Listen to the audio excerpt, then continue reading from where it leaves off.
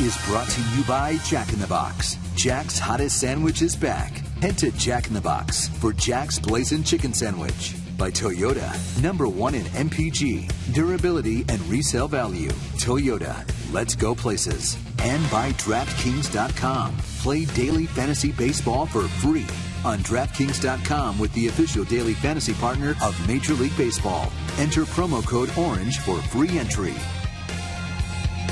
You're getting a look at Willie Mays Plaza as interleague play begins tonight. Your Giants well rested after a day off.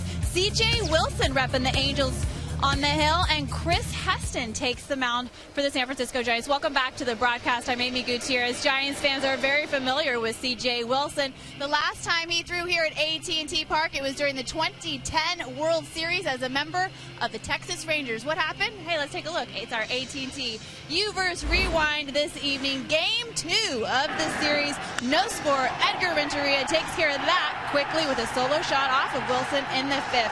And what was a pitching duel between Kane and Wilson turned into a 9-0 blowout, sparking the first of 3 world championships in just 5 years. I know the fans are familiar with that. All right, game 1 of this 3-game series set to start shortly. Lineups, first pitch, Kruk and Kuip. It's all coming your way. Stay with us. We'll be right back after these messages.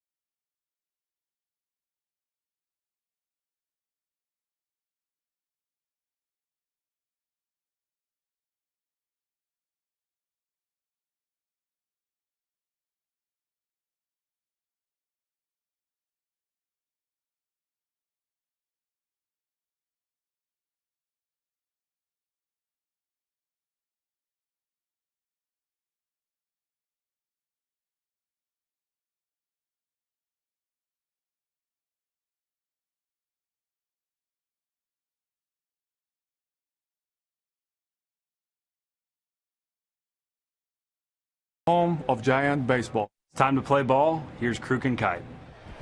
All right, thanks, Buster. We are ready for baseball here at AT&T Park, and it is a cool night. Our game time weather is presented by the Santa Cruz Beach Boardwalk. It is 59 degrees here at the yard. Humidity at 70%. And the wind's at 10 miles per hour, and the forecast is partly cloudy. By the way, visit online for park hours at beachboardwalk.com.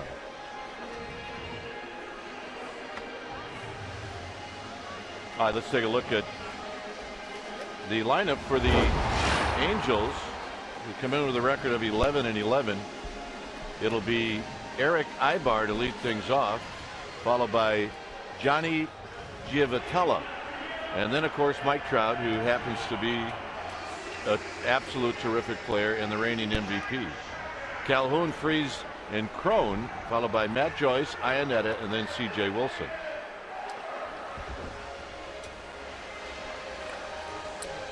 Going over the ground rules, as they will do every first game of every series, but it's especially important for Mike Scioscia and the Angels in that they don't get up here a lot. So there are a few quirks in this ballpark, and those are all being covered right now. You see Ron Wotus, who comes out representing the Giants.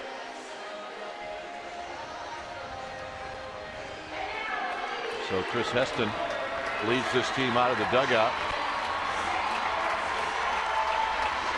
The Angels are coming off a very exciting win yesterday as they beat the Oakland A's across the bay. The Angels have been in San Francisco, will be in San Francisco for a week.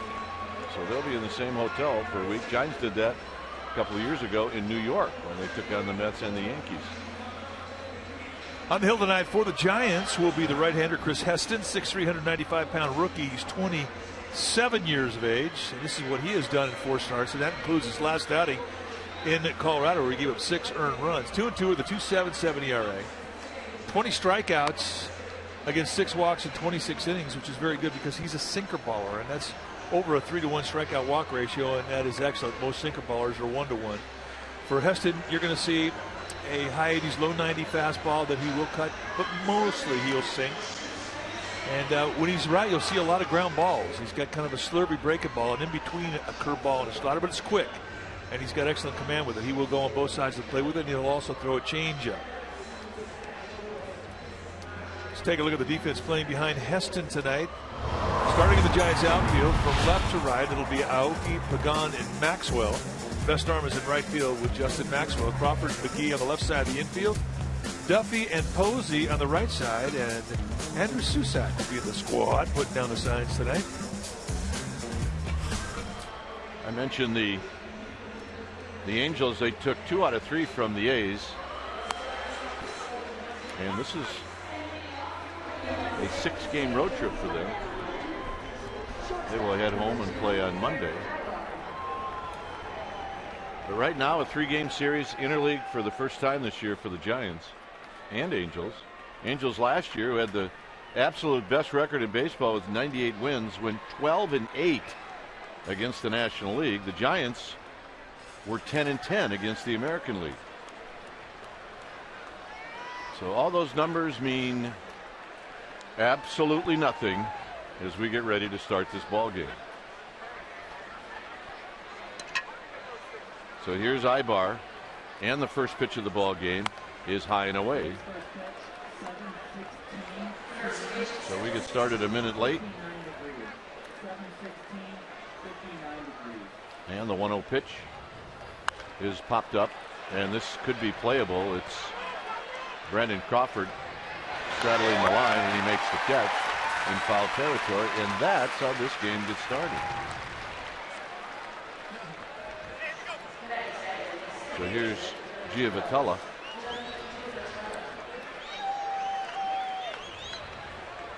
Giavotella hitting .317. He's got a home run. He's got 10 RBIs.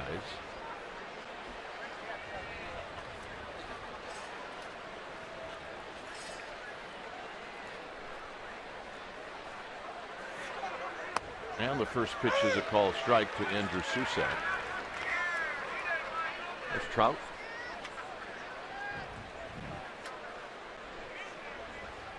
Pretty good strike zone to work with tonight if you're on the mound. Bill Miller, the plate umpire's got a pretty big zone. And another strike, and it's 0-2. I think that Miller, like a lot of umpires, they look for knee-high strikes, but he, unlike other umpires, will give belt-high strikes as well. Amari at first, Eddings at second, and Johnson at third, the other 3 umpires. I like Bill Miller. See? Got him. A backdoor breaking ball that really froze Giovanella. I think for Giovatello, who got up there, he never really knew what to expect on the movement of the fastball, and he got surprised by it. So here's Trout. A lot of people see a lot of good things in this kid. I don't see it. Well, he is the whole deal. Look at the on-base percentage, 447. Slugging percentage, 592. And he has a hot zone that is from middle of the plate, from the knees to the belt, in. He loves it in. Not to say he can't hit away, but he's deaf in. And he likes to swing it. It's 2 balls and no strikes. He will strike out, but he'll also steal bases for you. He'll play Gold Glove defense. And he'll wrap this one into the gap. And he can fly. So he's at second base with a 2-out double. Somebody needs to tell him that I'm really just kidding. All right, down and in is his hot zone. 2-seam fastball going right into his wheelhouse. And that is our Exmo, brought to you by your local Toyota dealer. Well, I guess, Mike, the point is it stayed in the yard, so that's a good thing. I mean, just great balance and great power off the back leg. Just threw that thing in the gap. So here's Cole Calhoun. And he's a pretty good hitter. And there's a pitch wide, 1-0. Well, you're right. I mean, you make a mistake to a guy's wheelhouse who has power like Trout, and you do feel fortunate to a degree that the double wasn't a homer.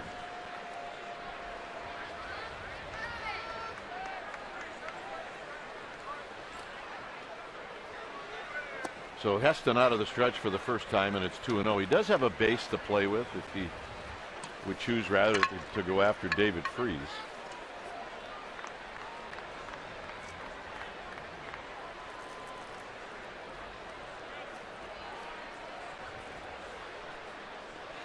Freese to follow.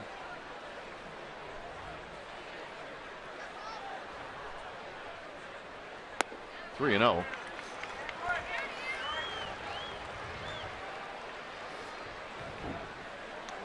Cole Calhoun, Albert Pujols not in the lineup. Is it a hamstring issue, Mike? It is. It was. He's day to day. I don't think it's severe enough to go on the disabled list, but unlikely he'll play in this series. So that's a walk, and it didn't look like Heston was going to throw him a strike. This was the injury to Pujols in Oakland a couple of days ago. Grabbed him.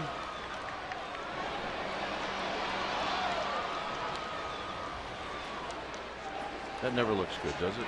No, it never does. And it continues the unbelievable amount of injuries across baseball this year. Here's Freese. And a breaking ball for a called strike. Guys used to see David Freese a lot when they would take on the Cardinals. But this is David Freese's second year with the Angels.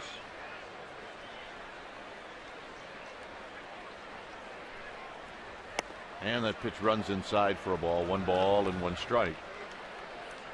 He's off to a pretty good start. Home run and RBI wise. 4 home runs, 16 RBIs. He is hitting .233.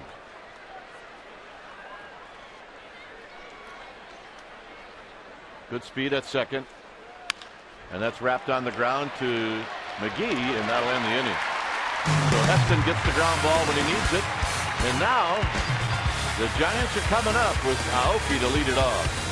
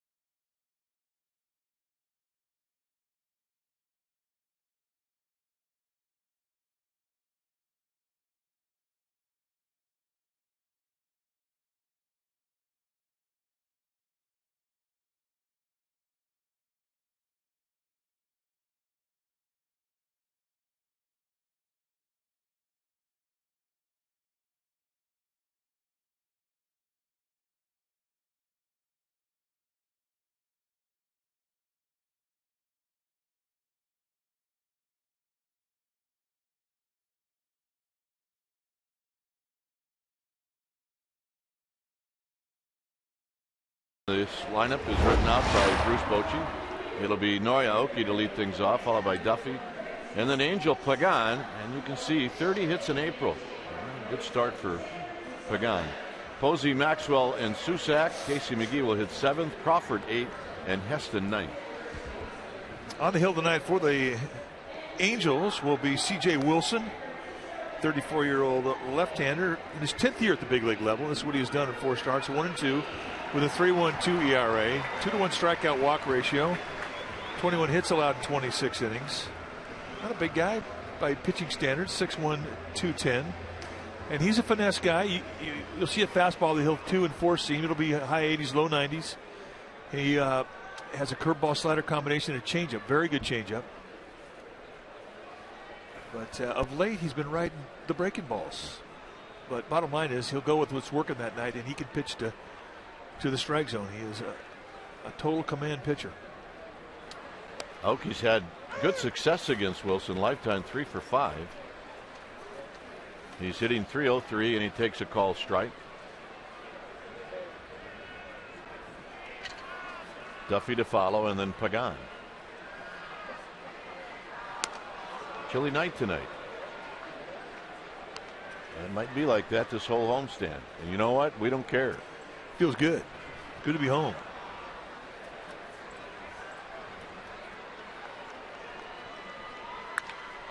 Hit into the gap in the left center field. Will Aoki challenge Trout? He's going to do it. Here's the throw. It is offline, and that's a double.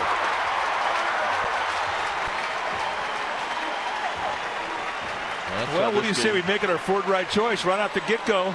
You talk about the lifetime success he's had against Wilson. He knows his movement there. He gets a little cutter out over the middle of the plate, and he goes the opposite way.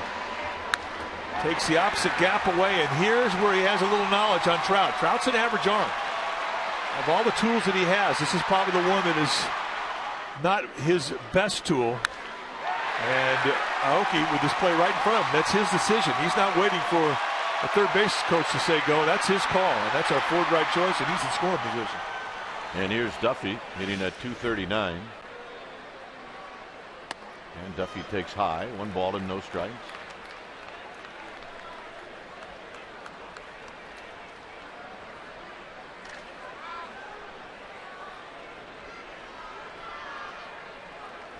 Duffy in that 6th slot.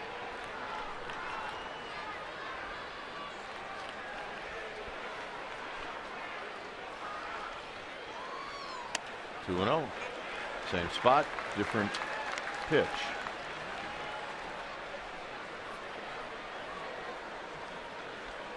Duffy went 1 for 9 on the road trip.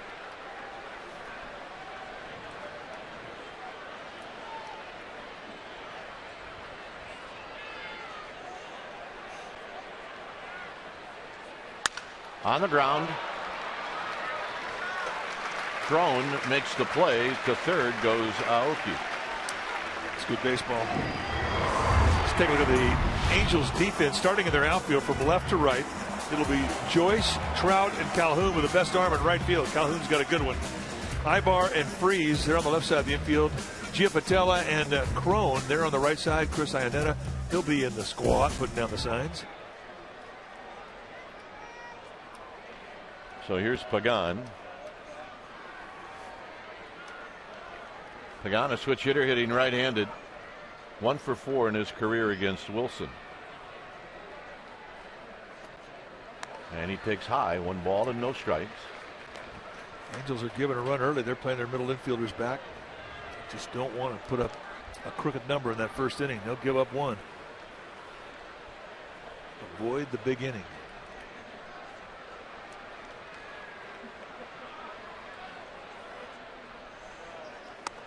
Two balls and no strikes.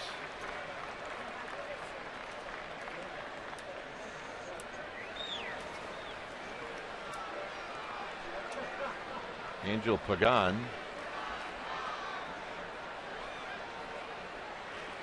on the road trip, had a good road trip. He was 9 for 22.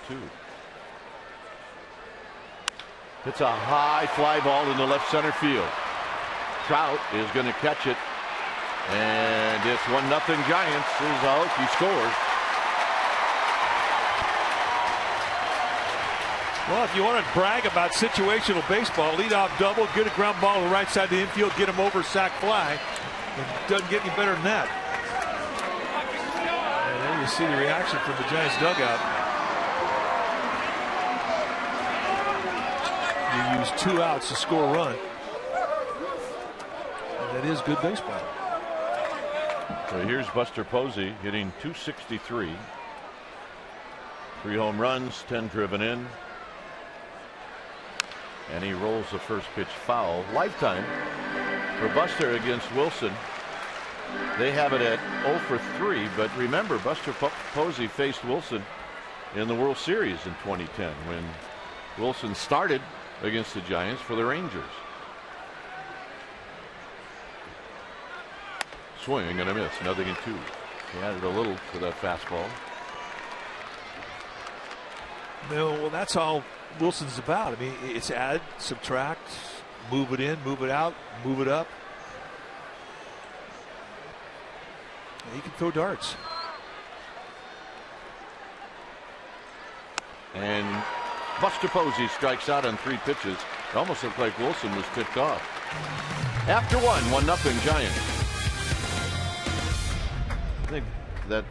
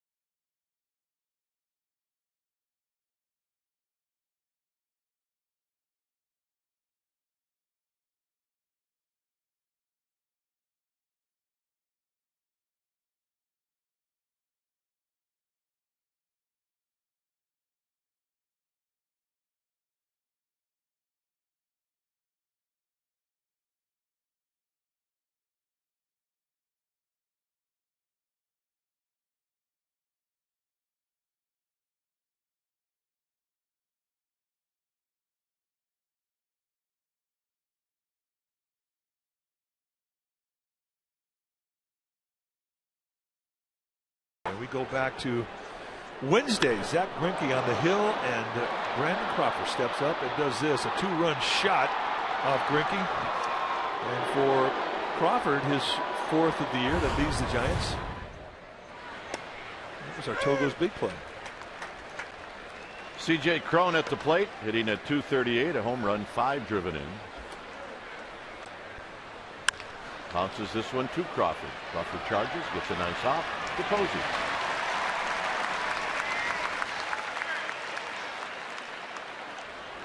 Let's see where Brandon Crawford rates in the National League with home runs. I think he's going to lead the National League shortstops in home runs. That's my call. Well, I hope you're right. Maybe that's really not going out on a limb, but I don't care. And if you do that in this park, you're doing something. Here's Matt Joyce. Overshift is on, and there's a pitch just wide, 1-0. You said something between innings about you always like it when a sinker baller can get through the first inning, and that really is an inning of vulnerability for a sinker baller. And the reason for it is that you're a little pumped up in the first inning, and at times you'll throw through the sink. You have too much velocity. Your ball doesn't have enough time to get the sink you're accustomed to.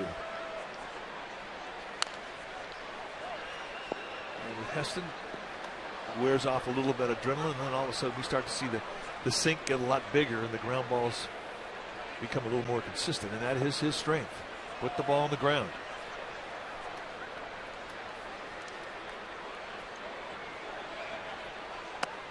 just outside. They'll appeal, but that will not be a swing. If you look at Heston's motion, it's a very compact throwing circle. He doesn't really drop his hand much below his belt, if at all, at times. That's throwing circle for the time he takes it out of his glove, and when he gets up in throwing position, it's very small. Got him. Hey, after a strikeout, let's check in with Amy G. All right, I know you guys are going to be surprised. I have good news to report. It's on Hunter Pence. He's a little bit ahead of schedule, Bruce Bochy saying, because Hunter went to the trainers and said, I'm ready to take BP today, not tomorrow. So they let him. He took 25 swings off the tee, 20 soft tosses, and 15 live BP pitches. He said he's feeling very good, guys. The plan is to do this through the weekend and then evaluate him on Monday. Dwayne? All right, Amy, what the Giants coaching staff and training staff don't know is he's probably going to have a doubleheader wiffle ball game in his apartment tonight. Well, you're right. I mean, he's not going to stop. No, he never stops. He sleeps standing up. Here's Iannetta. And a strike to Iannetta.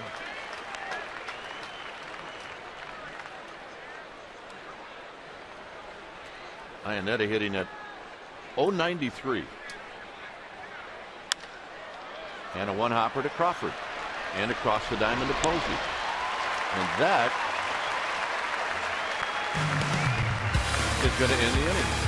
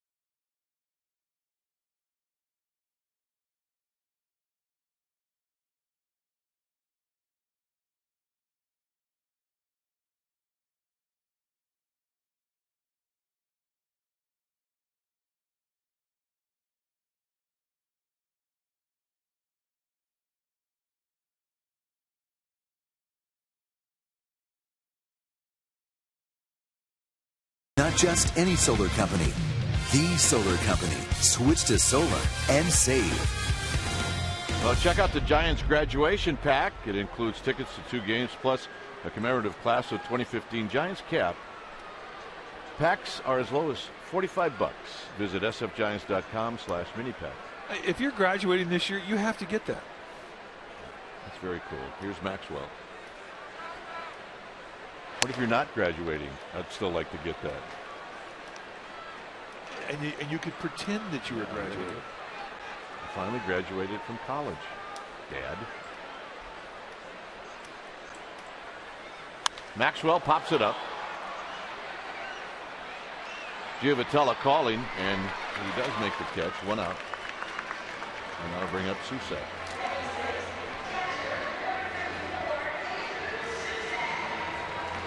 Good breeze out there in the Bay tonight. It is 25 degrees cooler tonight than it was last night. At least. Welcome home. Feels great. Susak hitting .278.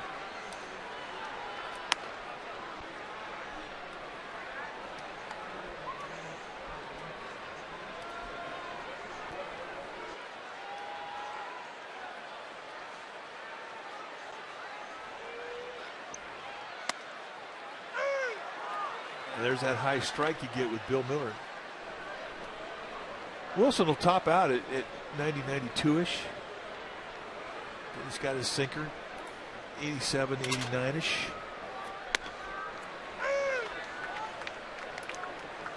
And he has a very good changeup. This is what he's featuring. He'll throw that fastball a lot. Then he's got that speed in between the fastball and the changeup. Ibar charging and throwing, 2 outs.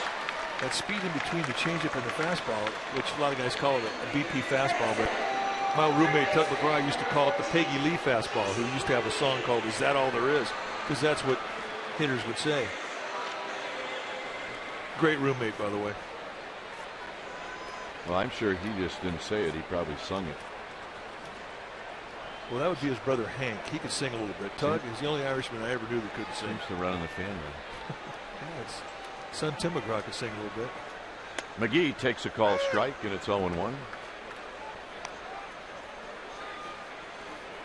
McGee, 169, a home run, 2 driven in. And on a check swing, it's 1 ball and 1 strike. Tug was a Vallejo native, Northern California, and he was a Giants fan as a kid.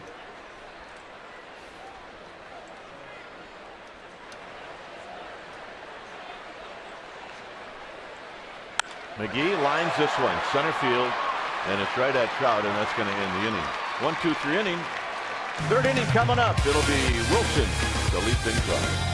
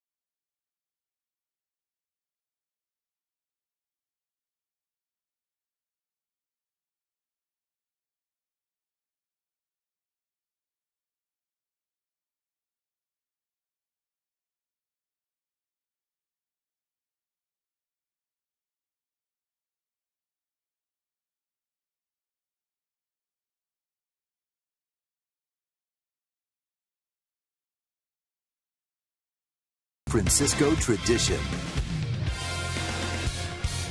1-0 lead for the Giants, and the pitch to Wilson is a call strike. Wilson, Ibar, and then Giavotella. So Wilson's numbers lifetime. One thing about Heston that we like is he gets the ball back, he looks in, and he throws. Sinker ballers, if you're a slow worker, you're missing the whole point. Ball back, 1 and 2. If you can put the ball on the ground, the quicker you work, the better defense you'll see behind you.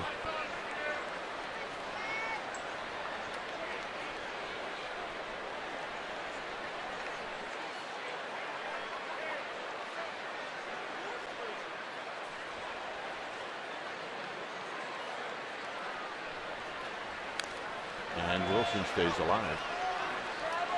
Talk about the little short circle. When he takes the ball out of his glove, watch how low his hand goes. And it's just really about bell high or maybe even above at times. Now that's a short circle. A lot of guys have dropped their hand as low as their knees. A very compact motion. And I think that adds to the deception of his release. That's quick arm action.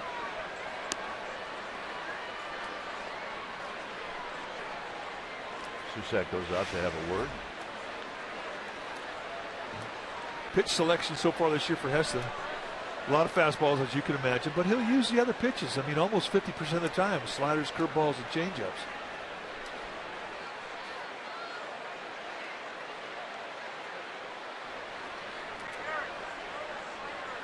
Wilson taps this one. Crawford's going to get a tricky hop, and you can see that one coming.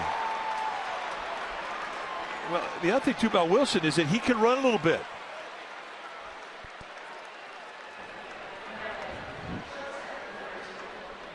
Well, the next homestand, the Dodgers in town for a 3-game series. Tuesday, May 19th and Wednesday the 20th, both 7:15 starts. And day baseball, 12:45 on the 21st. You need tickets, go to sfgiants.com/tickets. So they're going to give Wilson a hit, and here's Ibar.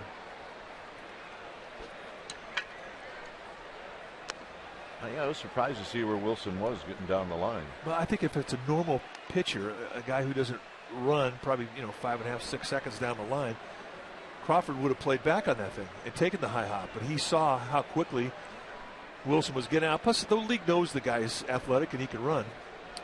And he had to gamble on that short hop, and it ate him up. Swing and a miss. 1 ball and 1 strike. Ibar runs well, so he's a tough guy to double up.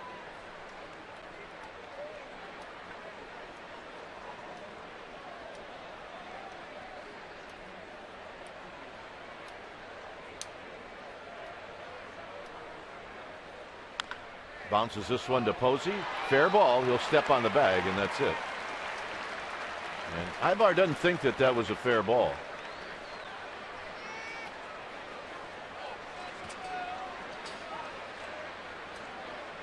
And now Socha's going to come out, but here's the play to Crawford. It's do or die. I mean, you got to try and anticipate what the hop's going to be. And right now, this is a hard infield. A second hop like that, when you get a lot of topspin, as hard as this infield is, it's going to come up high. The higher the hop, the more difficult to play. Bill Miller, plate umpire, is going to come down and assist first base umpire. Socha wants to find out from everybody what they saw. I didn't think it was a fair ball, to be honest with you. I didn't either. I was a little surprised with the call.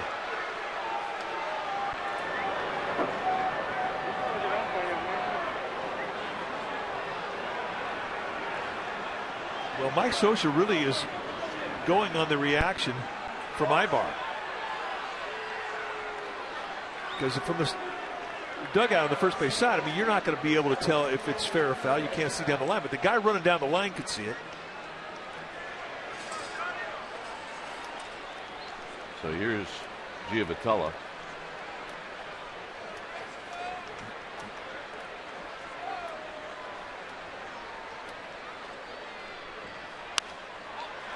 Pagan going out, but it's going to be Duffy who puts it away. And now they can pick whether they want to pitch to Trout or not.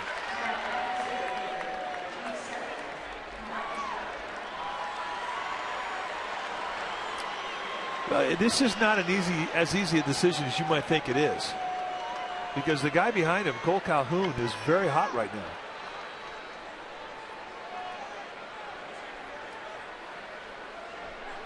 Think about Trout. He likes to swing it, and he will expand his zone, especially with a runner in scoring position. He wants to knock that run in.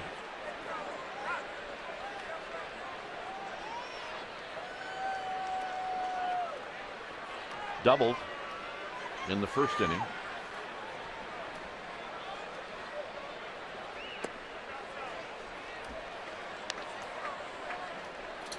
Throw that little breaking ball off the plate away. By the time he gets the catcher, it's out of the strike zone. And if that hitter wants to help you and swing at a low slider, then have at it.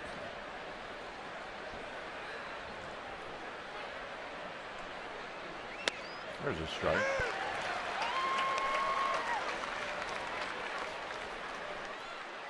So important when you have a hitter of the reputation of Trout. And he's a reigning MVP in the American League. Got to have somebody behind him that's hot, and they do.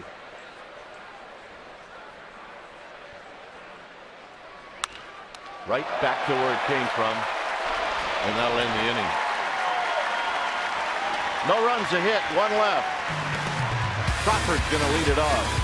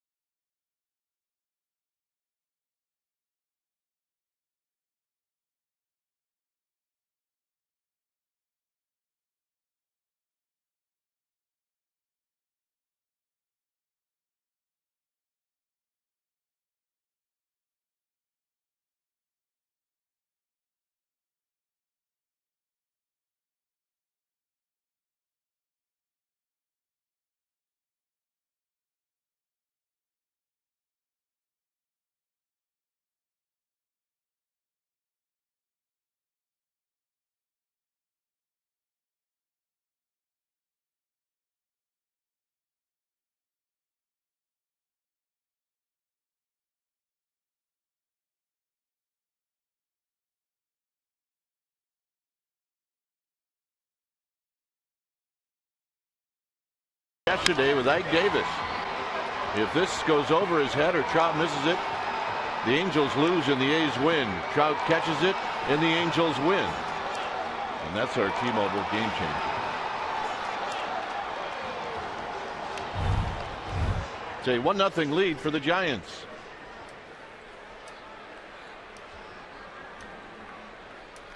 All right, time now for our Geico quote. Albert Pujols, talking about his teammate Mike Trout, said, "No matter the success that he got, the kid just comes and plays." And that is the best compliment that any player can give another player, especially an older player to a young player. And remember, Trout's only 23 years old. Here's Brandon Crawford. Crawford hits one out to Trout. And Trout is going to put it away. I was listening to Glenn and Ray yesterday talk about Trout and where he plays. And we talked about Jock Peterson, who plays fairly deep. Trout's the same way. He will catch a lot of balls over his head, but there will be a few that'll fall in front of him. Here's Heston. Heston looks at a strike.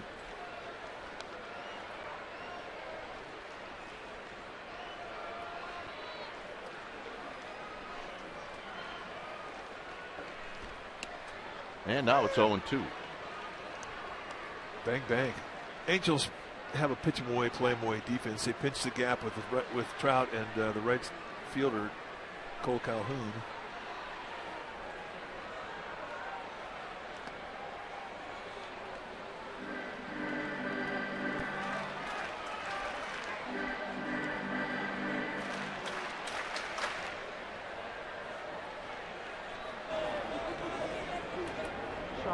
Our good fans here at AT&T Park. 1-2. Cued off the end of the bat to Billy Hayes. Sweet hands, Billy. Took a bad hop on Billy. 1 ball and 2 strikes. He used to make that play. Took a bad hop.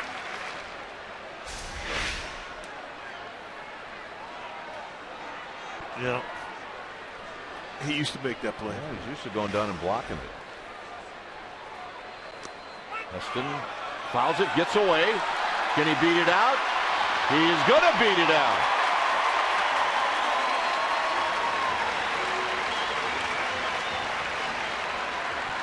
So a strikeout wild pitch. And the Giants get a base runner for free. Take a look at the slider in the dirt. And I don't think Iannetta really saw it initially. And that was an easy take of first base. So here's Aoki, who doubled in the first.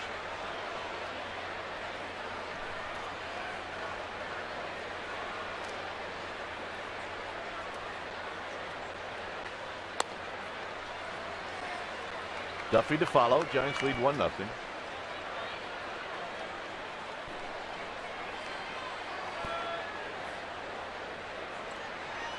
Heston not being held on by Crone.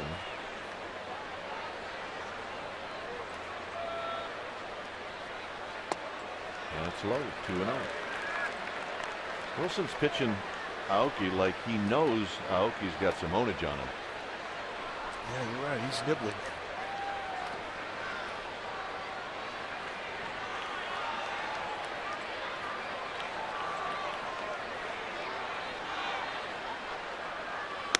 And a strike. 2 balls and 1 strike. You saw the bill of the hat on C.J. Wilson. You can see some darkness on the hat. I mean, guys get these lucky hats, but you tip your hand. I mean, there's only one thing that causes a black stain on a hat like that. That's pine tar. So if you're going to use it, and you're going to go to your hat a lot like that, tip your hand, change your hat. Not that anybody's going to make a big deal about it. I mean, most guys do have a little stickum that they use someplace. 3-1.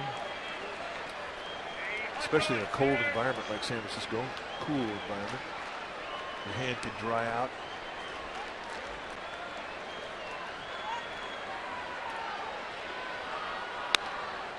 And a bell tie strike, 3-2.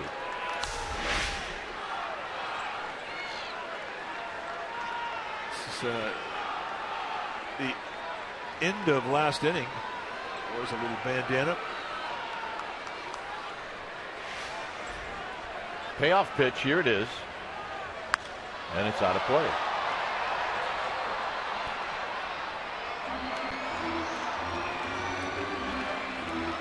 Hey, Trout got it.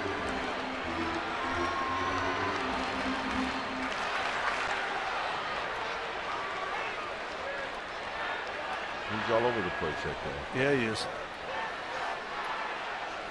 The good ones usually are. 3-2. Heston with his lead. Out of play again. So Wilson going right at him with a 3-2 challenge.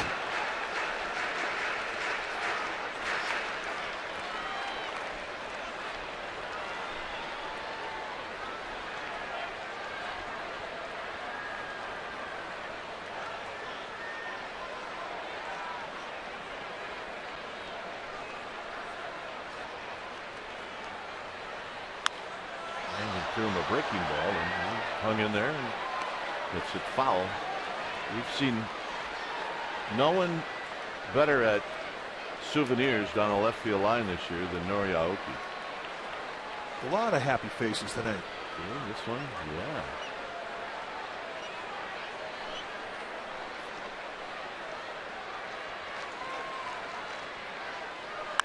Hit on the ground, could be a pair. That's one. Not in time.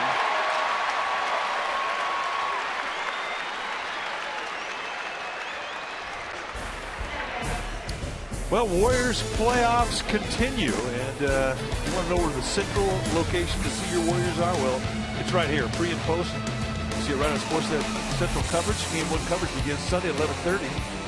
Warriors an hour before every game, post game, and on Sportsnet Central all the way through the playoffs. Roz, Monty, Ratto, Papa, Saint, JB, Feldy, and Fareed with the coverage that you expect from the authentic home of the Warriors.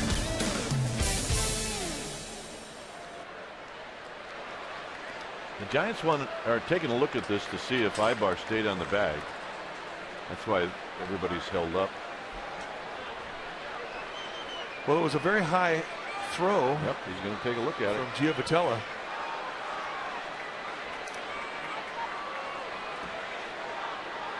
So Boch talking to Bill Miller. Bill Miller, one of the best in the game. Let's take a look at it right here. He was not in contact with the bag.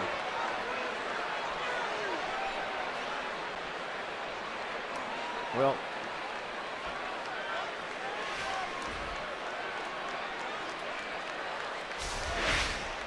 this is the one, Mike, that because it's trying to protect the middle infielders that you don't look at. Well, that's right. Pivot play and a double play is not reviewable. Hit on the ground, smothered by Giavotella, and that'll end the inning. It'll be Cole Calhoun to lead things off. It's 1-0 Giants.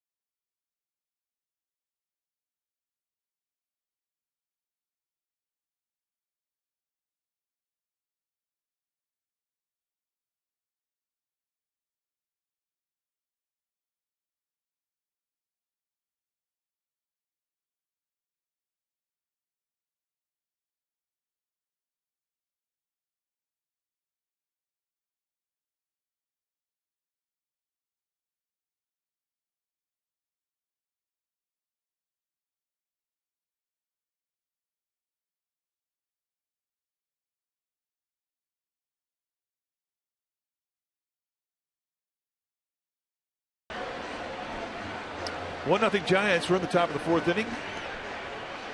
Chris Heston, 2 hits allowed through 3. He'll face Cole Calhoun to start things off here for the Angels in the top of the fourth. So Calhoun will lead it off. Left-handed hitter and a good one. And it's the first pitch ball. 1 ball and no strikes. Calhoun drew a walk in the first.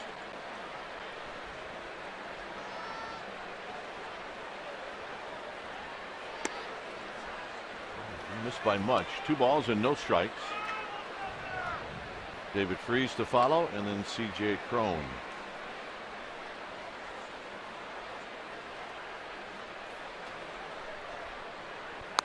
There's a strike.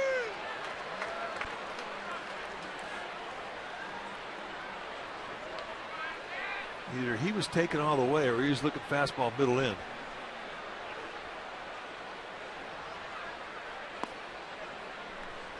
Heston certainly doesn't want to lose the leadoff hitter. He lost Wilson in the 3rd inning, and that was only because of a tricky hop to Brandon Crawford. Calhoun's only got 6 walks and 73 at bats, so he didn't like to walk.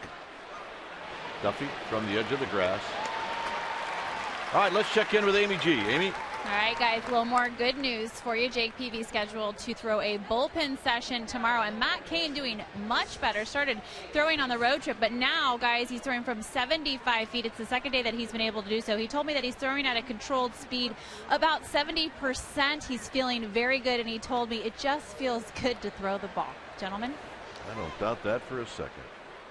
Freese takes a strike. There's Jake Peavy. Hips starting to feel better. Starting to get some lower body into his pitches again.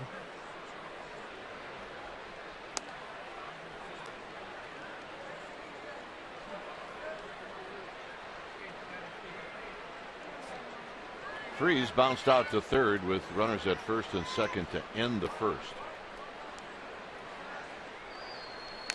Taps this one foul. 1-2. This is perfect setup for David Freese to start out his career. A St. Louis kid playing in St. Louis, and then a World Series hero in St. Louis. It doesn't get any better than that.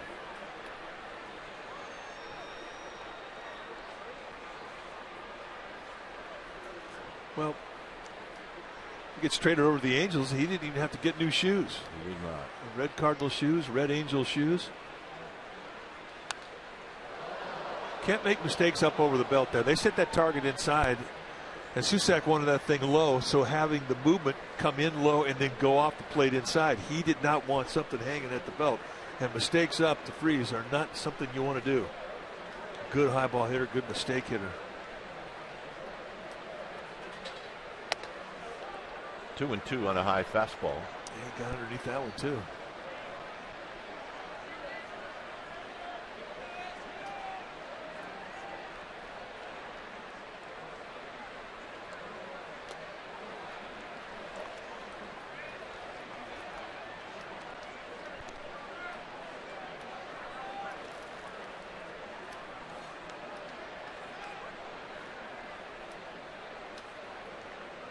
So a 3-2 pitch coming up to David Freese.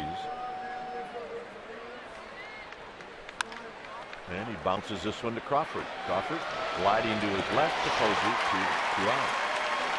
Another tough hop there. Well, the NBC Bay Area Investigative Unit is the largest on-air team of investigative journalists dedicated to holding the powerful accountable. You can catch award-winning stories that have helped make the Bay Area a better place. You can see it at NBCBayArea.com/investigations. NBC Bay Area, we investigate. Here's Crone, C.J. Crone, bounced out to Crawford. If you're Brandon Crawford and Heston's pitching and you know it, get your rest because you're going to get some work. I think he likes it that way. He's had 3 ground balls so far. A swing and a miss. Well, when you're playing second base, what was a good night for you? Number of ground balls wise? 5 to 7. All good hops. All not hit really hard.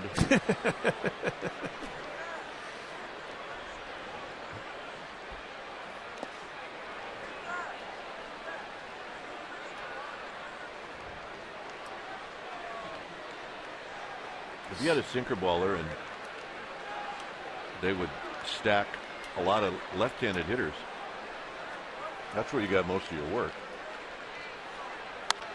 Down the right field line, a little something behind it, but it's out of play. Yeah, nice play. Did he use his hat to catch that?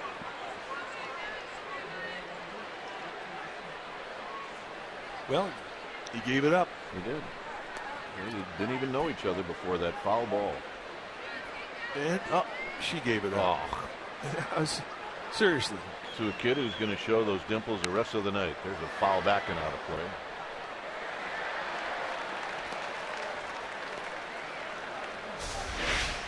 All right, let's take a look at the play. With the hat, got it. Not a problem. It's easier if you bring your glove.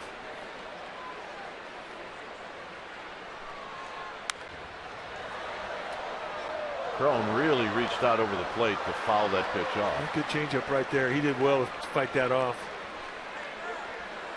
That changeup did exactly what it's designed to do. Get that hitter off his back foot, slide forward, lose his legs, and just reach.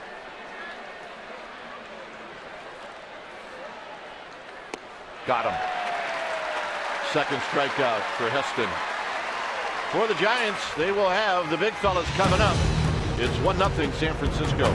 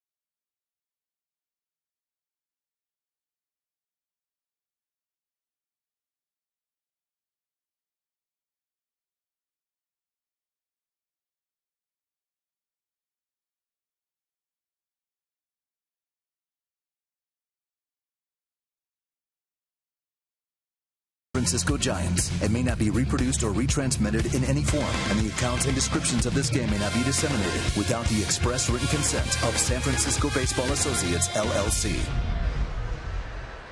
All right, time now for our cold hard facts. It's brought to you by Frost Brewed Coors Light. Angel Pagan had 30 hits in April, becoming the first player in Giants franchise history to record 30 or more hits in 3 straight Aprils. Wow, I did not know that. I did not know that either. That's our cold hard facts, brought to you by Frost Brewed Coors Light.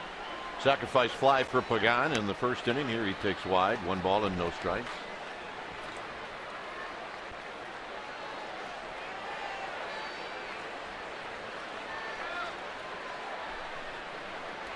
Buster Posey on deck.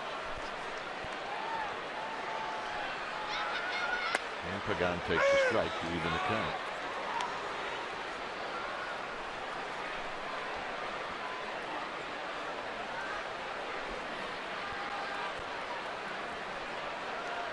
Wilson ready, and the 1-1 pitch. Off the end of the bat, and a base hit. Pagan on his way for another 30-hit month. Talk about the 30 hits he had this April. Go back to 2014, 32. And then 2013, he had 30. And you remember back in spring training, he wasn't getting any hits. And right there towards the last several days, he goes, I'm starting to feel good with my hands. And boy, did he back it up. Hit 341 in the month of April.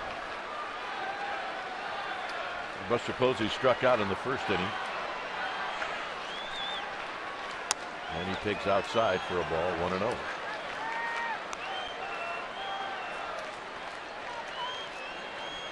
Justin Maxwell on deck, and then Andrew Susac.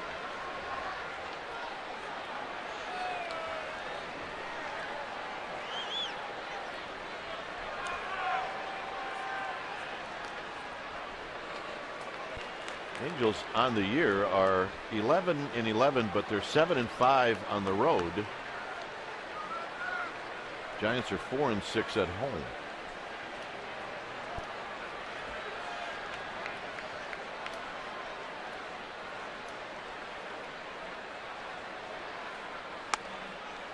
Very close to the first pitch, but a little better in the eyes of Bill Miller. It's a ball and a strike.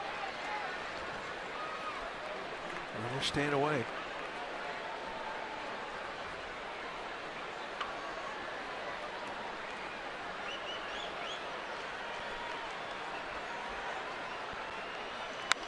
Out of play, 1-2. Well, that's how they set the target in the inside corner, but that ball leaked out over the plate. And that was that BP fastball.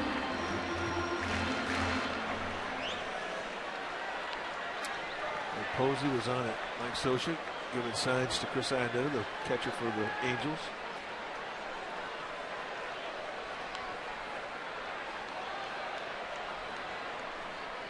Down low.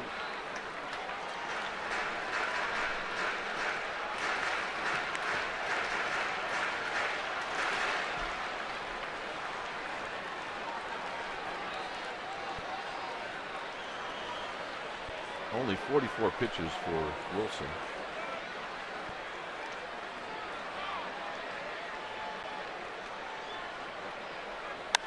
Popped him up. Calhoun in right field waiting.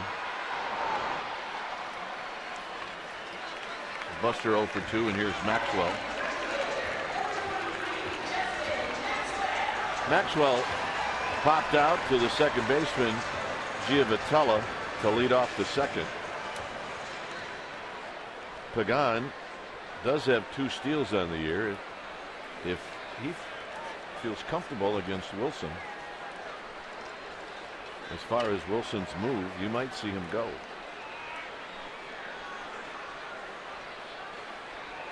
Well, Wilson is not the quickest guy out of the stretch, but he is very good at trying to upset your rhythm if you're the runner at first base.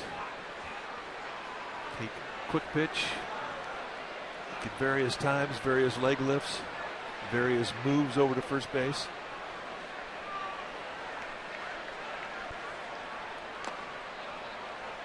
You don't have to help Chris Iannetta, the catcher, up very much. He's got a really good arm.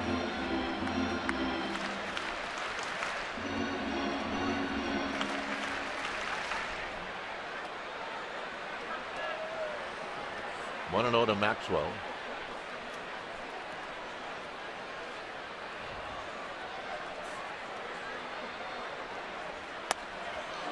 One ball and one strike.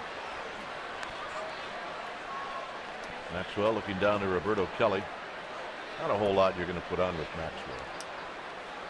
You don't see too many hit and runs with the number 5 hitter at the plate.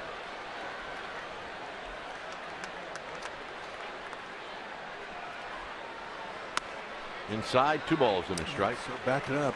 And a 1-0 changeup. Got a swing through and came right back again with another changeup.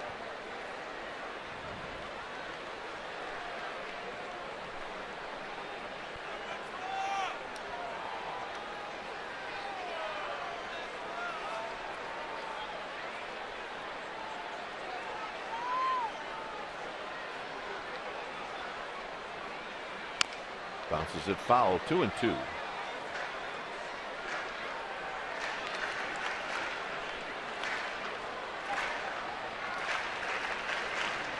Don Stallhut down the third base line. Nathan, his son, down the first base line.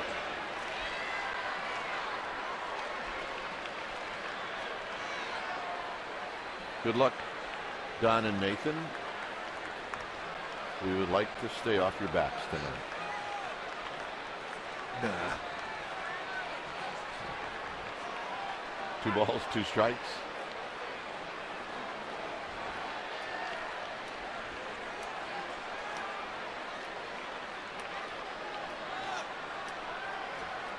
Wilson really slowing down, but that's not all completely him that's causing the change of pace.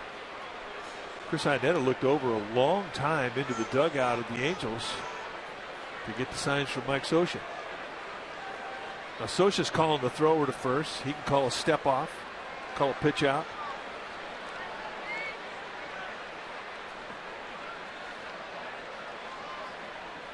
In the dirt, so it's 3-2 to Maxwell.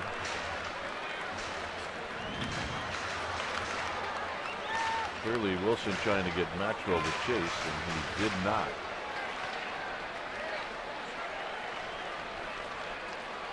Winning situation here for Pagan with 1 out and a 3-2 count. With as many ground balls as Wilson will throw, not a bad idea moving out a middle infielder. And you do that by starting a runner. Big tapper foul. Pagan actually kind of got fooled a little bit, and he was moving back to first, so he really did not go.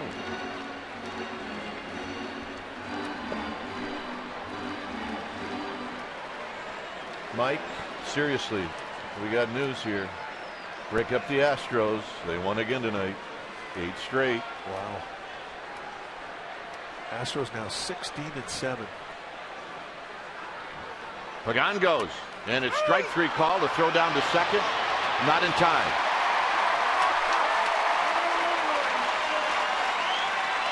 Third steal for Pagan.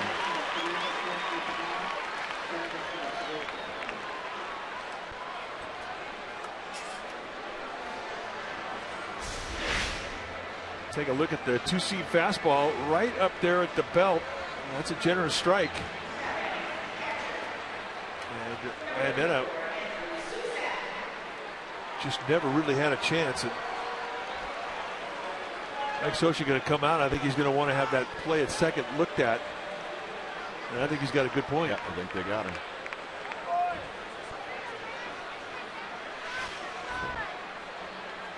Break out the erasers if you're keeping score at home. This replay review is presented by Xfinity.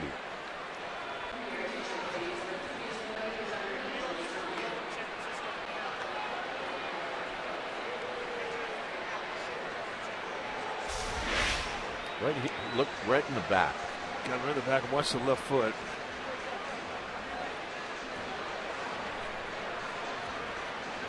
Didn't look as obvious from that angle as it did from this angle. Doug Eddings, second base umpire, he was right there, had a good look at it. Almost looked like Eddings Mike was looking at his feet.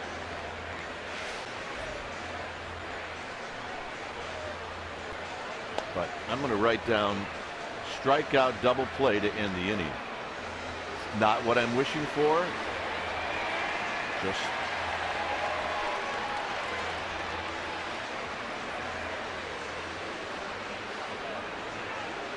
telling you how I feel. Every once in a while, you love to be wrong.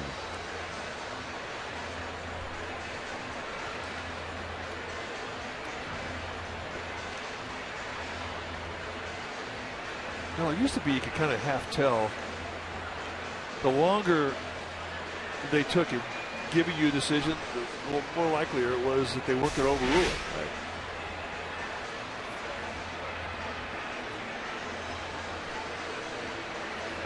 That's the look right there that looks like they got him, but it didn't look that obvious from the other angle. See.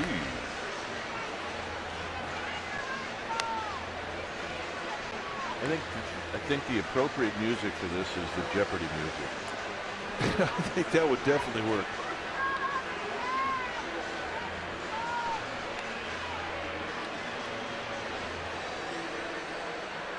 Baseball in its effort trying to pick up the pace of play. So far it's been a success. They're averaging 8 minutes quicker total game time this year when compared to last year.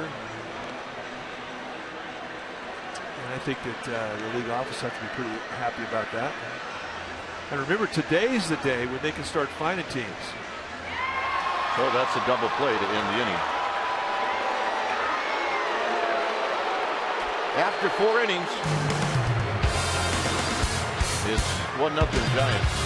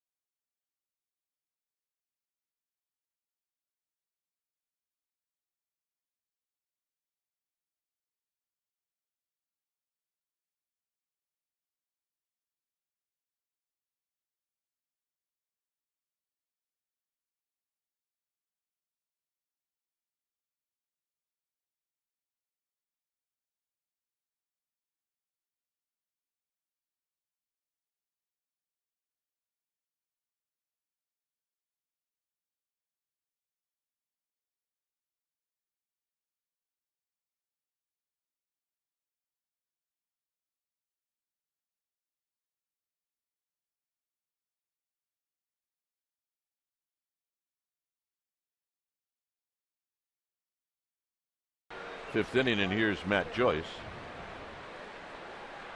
And the first pitch is wide for a ball.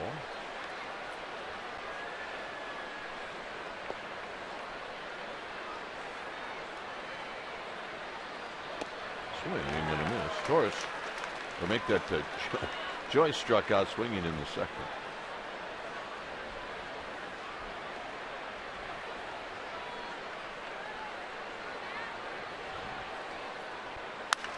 Drives it into center field. Pagan coming in, and Pagan's going to make the running catch.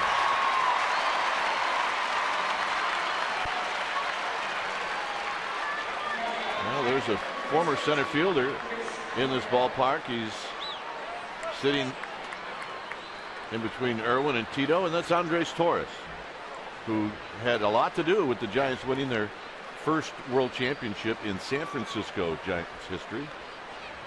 back in 2010. Here's Iannetta. Well, it was our pleasure to be around Andres Torres. I mean, he got here early, left late, worked hard, enjoyed every minute of being a Giant. Listen to the numbers for Andres Torres in 2010. He had 136 hits. He played in 139 games, 16 home runs, 63 driven in, and he stole 26 bases. How about that? Yeah. And he scored 84 runs, and he played center field like nobody's business. Good to see him back here.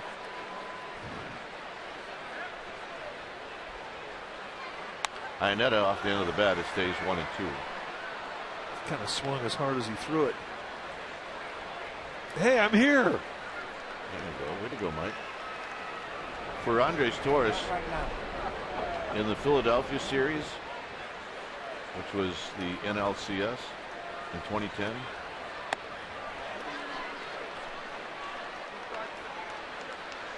He had 350. For the World Series against Texas, 318. Just trying to make my point. There's some numbers. I love that guy. So you talk about a world championship in 2010. He had a lot to do with it.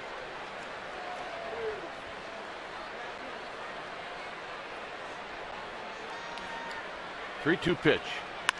Hit on the ground towards the hole. Crawford. Nice backhand. Throw to Posey.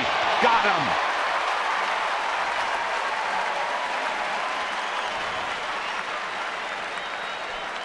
Game 4 of the World Series in 2010. 3 for 5. He had a stolen base in this game. 2 doubles. And an RBI. 4-0. Andres Torres had a lot to do with it. And here's C.J. Wilson. Is Brandon Crawford going to have a normal bounce tonight? No. He's not going to have a normal bounce this year. Here's Wilson, who hit an unnormal bounce to Crawford for a base hit in the 3rd.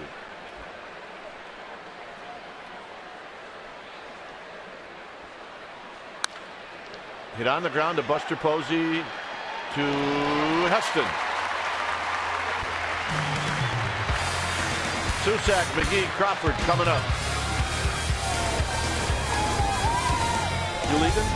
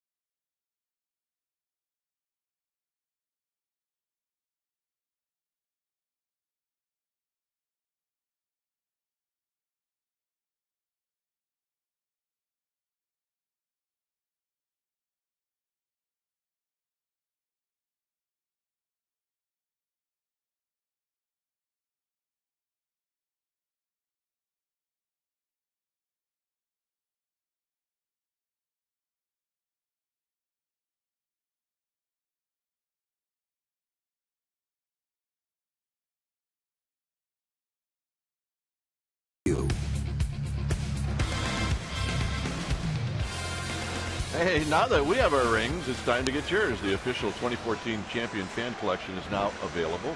The collection includes custom rings, charms, cufflinks, and much, much more. The fan collection is available online at sfgiants.com/fanring, or check out any of the 10 Bay Area Giants dugout stores.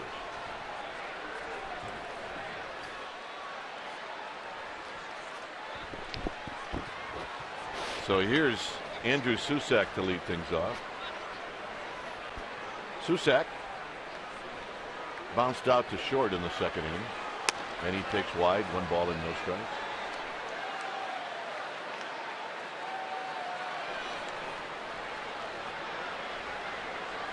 Susac, McGee, Crawford. The 1-0. Outside corner. Just haven't seen a lot of mistakes from either pitcher out over the middle of the plate. They've been staying on corners, good movement, sort of Xing each corner with cut and sink. The pitch there was just to show Susac that I will come inside.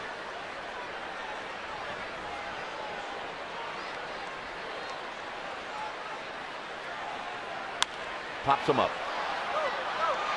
It's going to be up to Calhoun to get there. He dives and he makes the catch.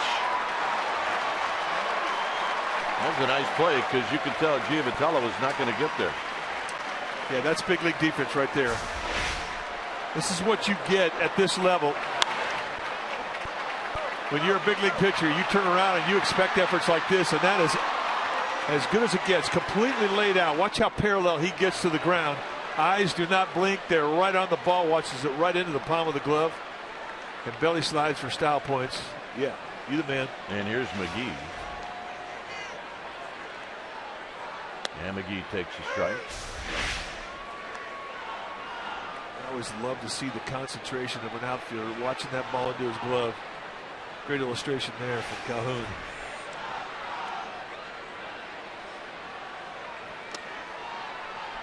Now, that's the thing, when you first get to the big leagues as a minor league pitcher, you're impressed with the speed of the game. It can be intimidating. And then the other thing you are impressed with is the defense you see day in and day out. Mike Trout coming over and expressing his appreciation for that effort. Calhoun gets more of a routine play, 2 outs.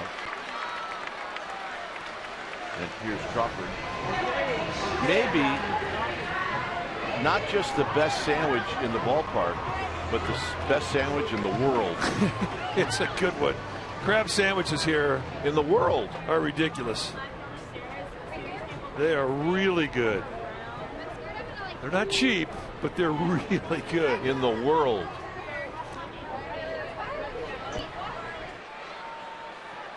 If there's another crab sandwich in the world, bring it on.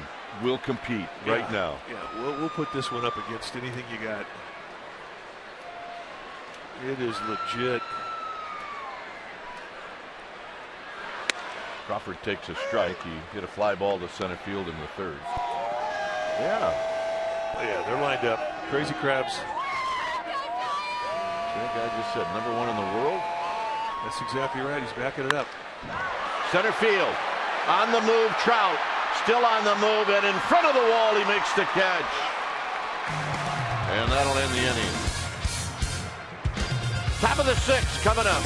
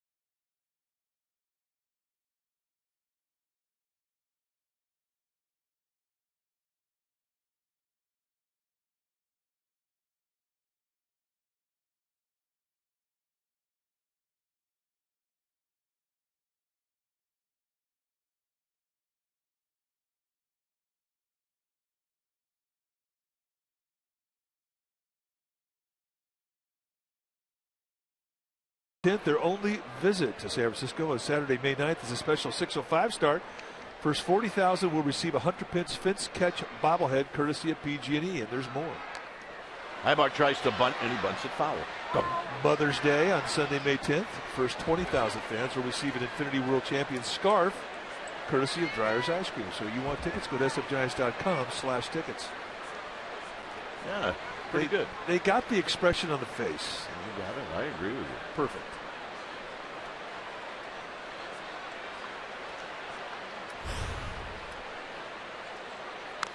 Ibar bounces it foul. Great matchup today in the NL East. Scherzer, Harvey. How'd it turn out? Mets win this one. I think it was 5-0, 4-0 as Ibar goes down. Oh, he just elevated. That was really 3 perfect pitches.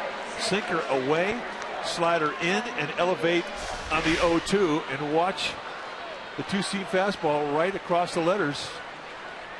And Ibar a victim. Strikeout number 4 for Heston.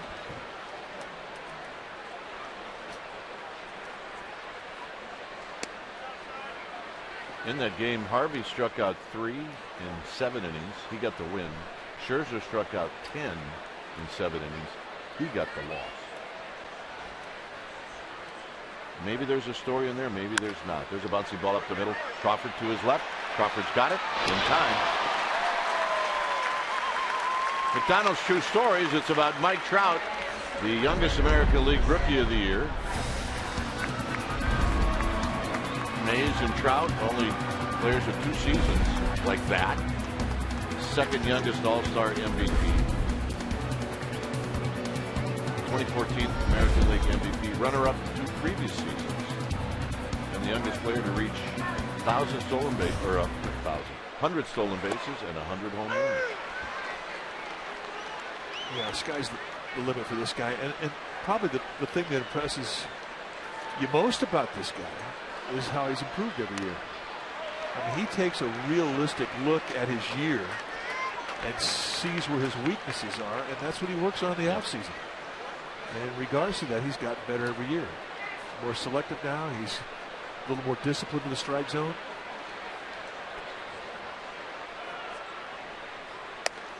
High, 1-2.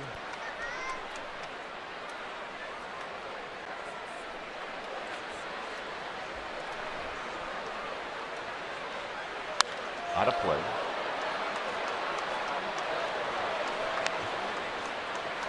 This is really an example of how he's gotten better every year with home runs, RBIs, and it's reflected in the MVP finish. Last year, 111 RBIs. But it's how he's doing it at the plate, which is impressive. Look out. 2-2. There was a time when he was really a wild swinger, and he would go out of the strike zone. He would chase a lot. This year, he's sewed that up a little bit. He's become a little more disciplined to the strike zone. Got him.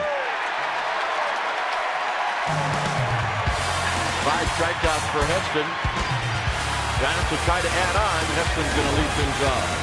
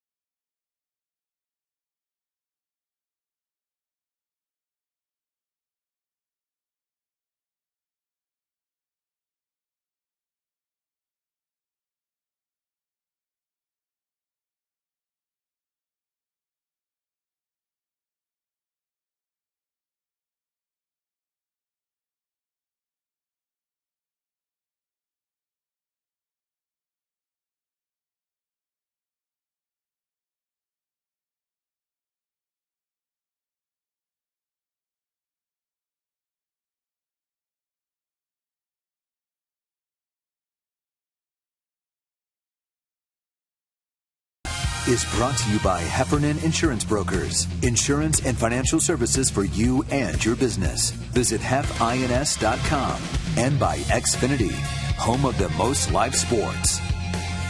Well, watch live TV right now with the NBC Bay Area app. See breaking news and investigations from NBC Bay Area Plus. Your favorite NBC shows live and on demand. Watch live TV with the NBC Bay Area app. Heston with a swing and a foul. 1-0 Giants, only 4 hits in this game.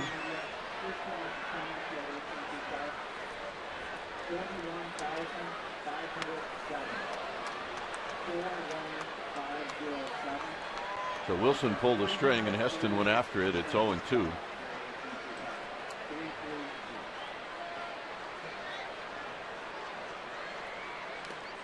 Tried it again. Oh, and they say he swung. I don't know about that one.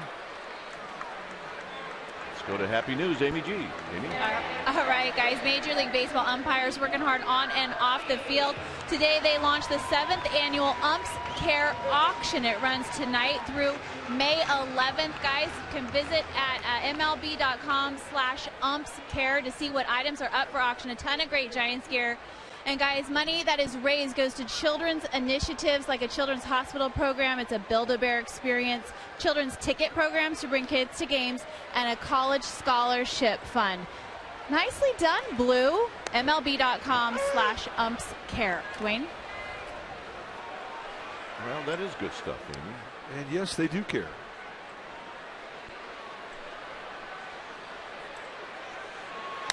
Bouncing ball right to the first baseman's prone. 2 outs.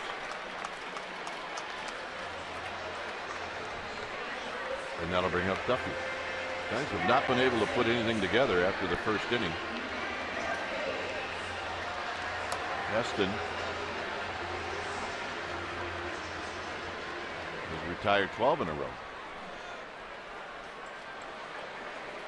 Cubs today won again. They won their 12th or 13th game. They're 13-8. John Lester got his first win as a Cub. This is a big night for Matt Duffy. I mean, he's not going to say a whole lot about it, but he's from Long Beach, with the Long Beach State. And he was an Angels fan. This is a big deal for him to play against this uniform. Good time to go deep. There's a pitch wide. 1 ball and 1 strike. Well, I think that's a great idea. He's got 1 home run of the year. And it was a big boy home run, too. On the ground sharply to Freeze. Freeze with those soft hands. Throws him out. It'll be Calhoun, Freeze, and Crone coming up. It's 1-0 Giants.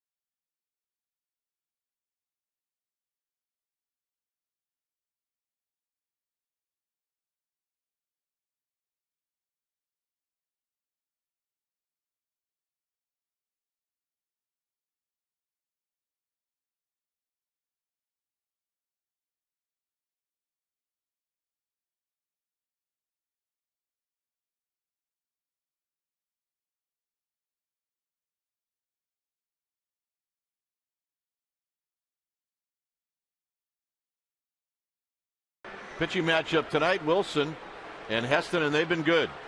Mike Trout had a double in the first inning, and Angel Pagan has the lone RBI in this game with a sacrifice fly. And here's Calhoun. Breaking ball to Calhoun is down low. Hey, the Gamer Babes are here. Bachelorette party. Head out to the yard. So Heston falls behind 2-0. Oh, yeah. So that would be the bride, right? Yep. Maid of honor, tighten her up.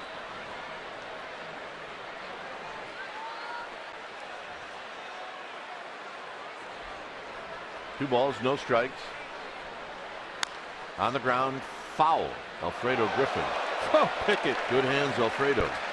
Tell you what, 1988, when the Dodgers won the World Championship, and Earl Hershiser was a Cy Young Award winner, unbelievable hero. This guy right here, he didn't hit 200. He was hitting like 190 something. He could have been the MVP on the team because of how he picked it. Great set of hands. Still has it. There's a strike. I played with him. Venezuela? He was a rookie, no, in Cleveland. Was he always sweet with the glove? Oh, he was unbelievable. Real thin at that time. Off the end of the bat, and this is going to fall. So Calhoun with a base hit, so that breaks the string of 12 in a row. And here's David Freese.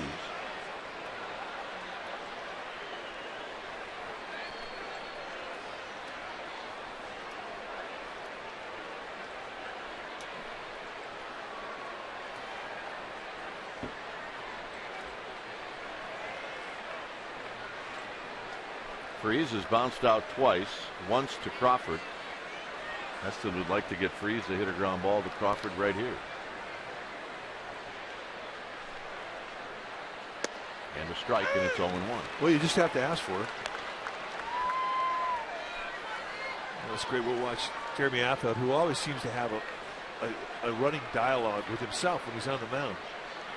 Talking.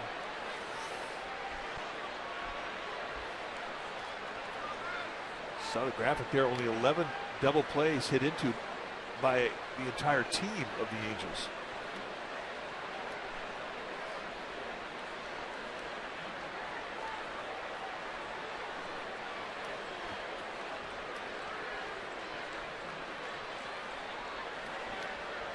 Quick toss, and back is Calhoun.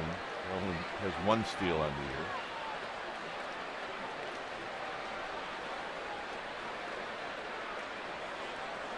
On deck is C.J. Cron.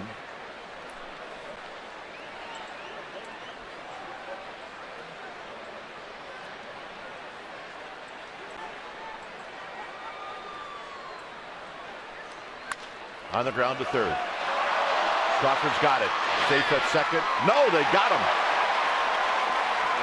Angels immediately headed to the phone. They thought that Calhoun had beaten the play to second. I'm not so sure they're wrong. They're going to look at it. So the hat went off saying, go ahead. Crawford trying to make something out of nothing, and he's safe.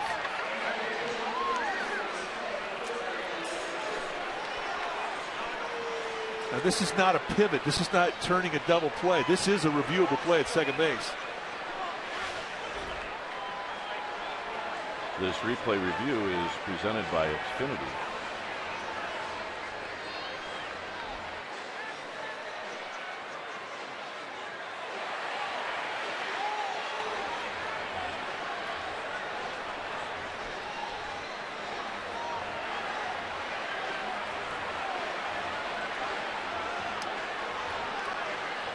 So Heston got the ground ball.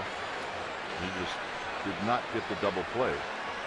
Well, the ball hit as sharply as it was probably going to be a pretty automatic turn because David Freese does not run that well. I mean, he's a little bit, he's average, but because of how hard it was hit, they were going to have plenty of time. But McGee could not get a handle on it. As it was, as it carried off of McGee to Crawford, they almost got it out. But I believe that this is going to get overruled, and he's going to be safe.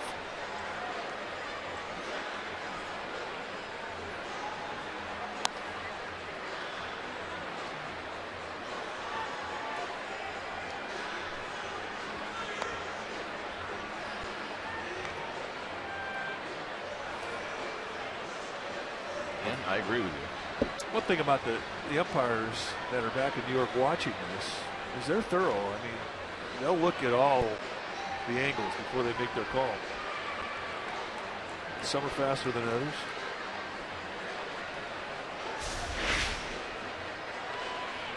One more look. Safe. Wow.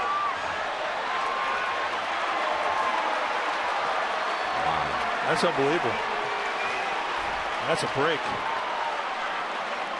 That is an enormous break.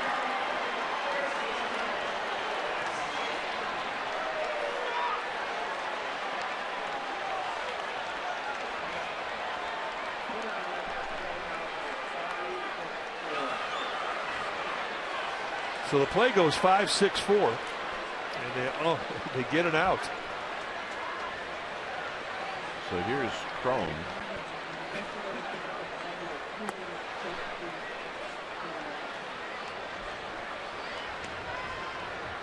But I mean, that's, can't tell you how important that out is. Now with a runner at first base, another ground ball, you can get out of the inning. There is activity in the Giants bullpen. So Gene Machi is starting to get loose.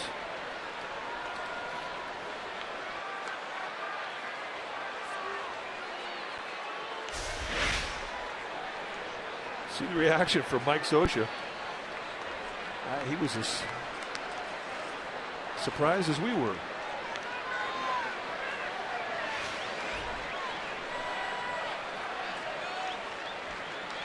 Runner goes. It's a hit and run, and it's a base hit to right field.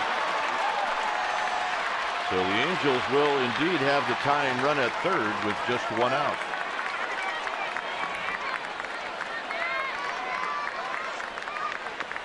And the hitter will be Matt Joyce.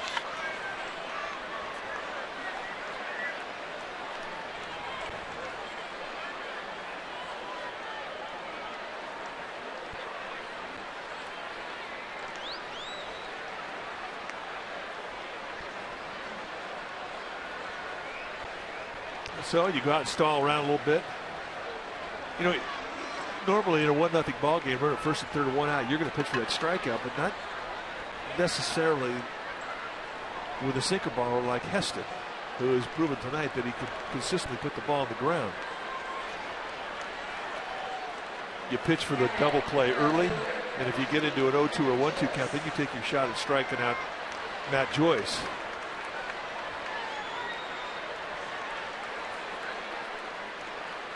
And Joyce has struck out, and he's hit a soft line drive to Pagan in center field.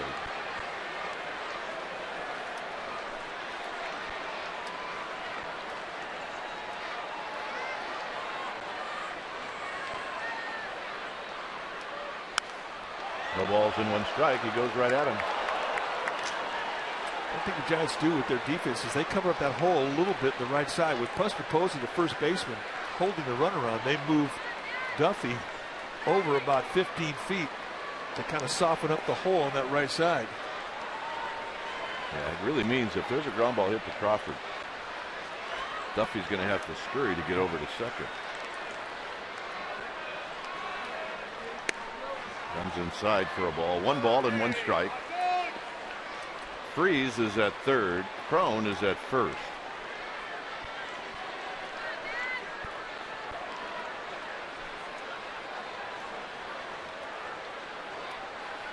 Best arm for the Giants is in right field with Maxwell. Average arms in center and left.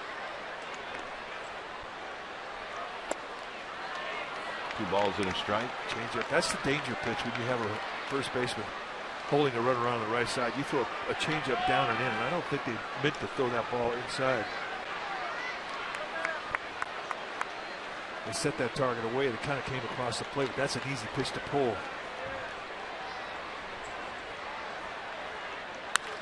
Base hit. Rounding the bag is Crone, and he's going to make it.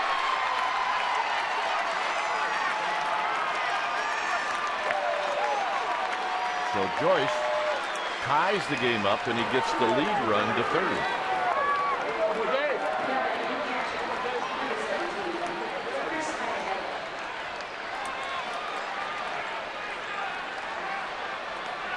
And that's going to be it.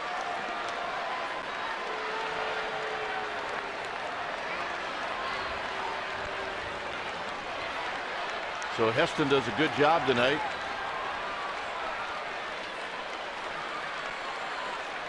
It's going to be Machi coming in.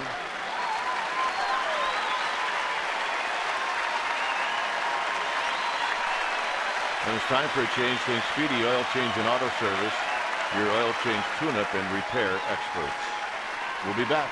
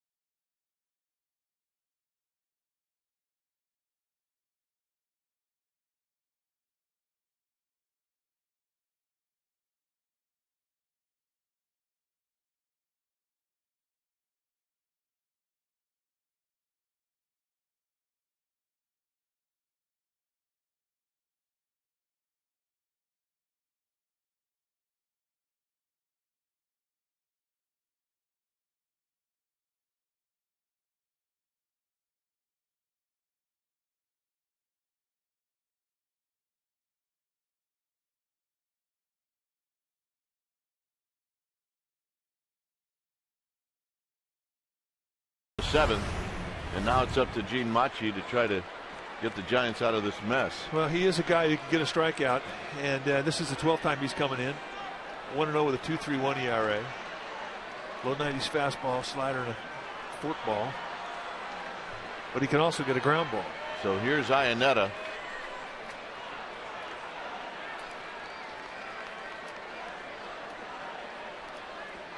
Iannetta is bounced out to Brandon Crawford twice.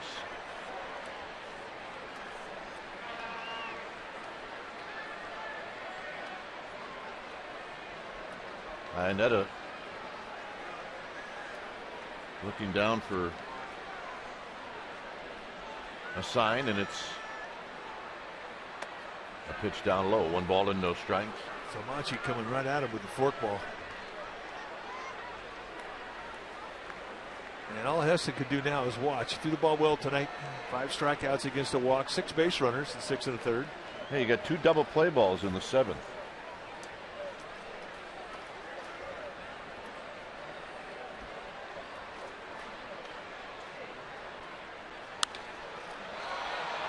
Posey's going to go over, but it's going to be out of play. 1 ball and 1 strike. I don't think you could ask for much more out of that kid. No.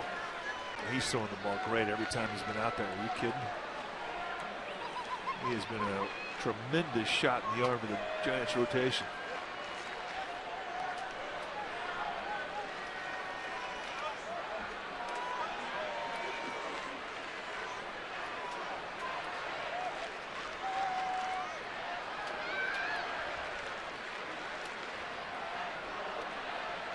McGee in at third.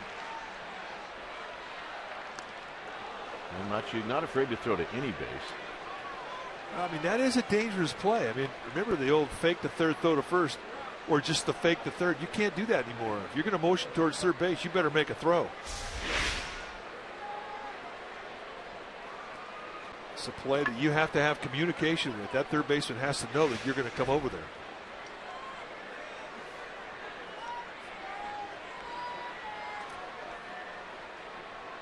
A ball and a strike to Iannetta. Look out, it's 2 balls and 1 strike. That forkball right now, it does not look like he has a great feel for it.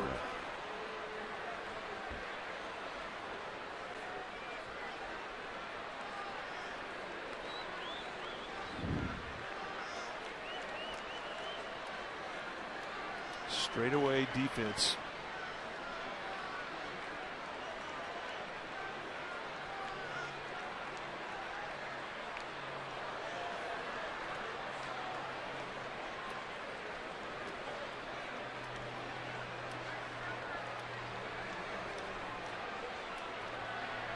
The hopeful expression on the face of Bruce Bochy. Hopeful for a ground ball to the middle infielder that can turn a double play and get out of this inning. 2 balls and a strike. 2 and 2. Now the pitcher's on deck. Nobody up in the bullpen. Well, they had Fernando Salas up, the right-hander. So if they were to pinch hit, he would be able to get up and throwing. It wouldn't take him long. So I'm not 100% convinced that they'll let Wilson hit should he get an opportunity. Well, let's see if he tries that split one more time. Got him. He did not. He went right at him with a fastball at 93, and you can see the reaction from Chris Heston. Bochy wanted the strikeout, and Machi got it for him. Just reach back and throws 2 seams at 93 miles per hour, coming rapid right around that outside corner. So that's 1, but they still have another big one to get out of this inning.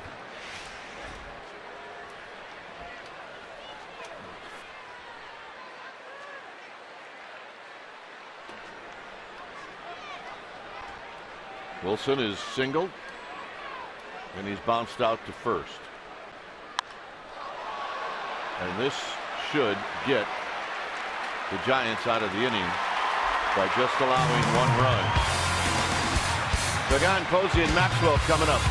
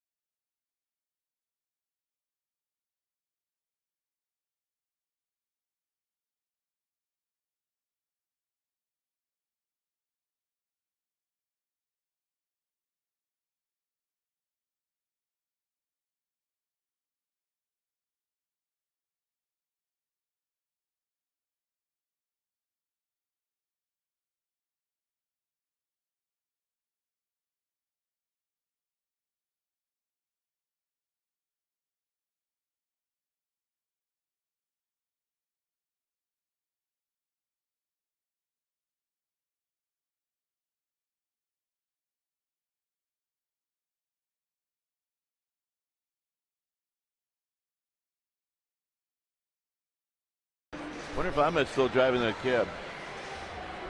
Oh yeah, absolutely. Yeah, I see. I'm not sure he new baby, and yeah, he does Uber X in his spare time. He's got to go for the extra glue. Not a new baby, but you know, they got a little one at home. Here's Pagan to lead things off.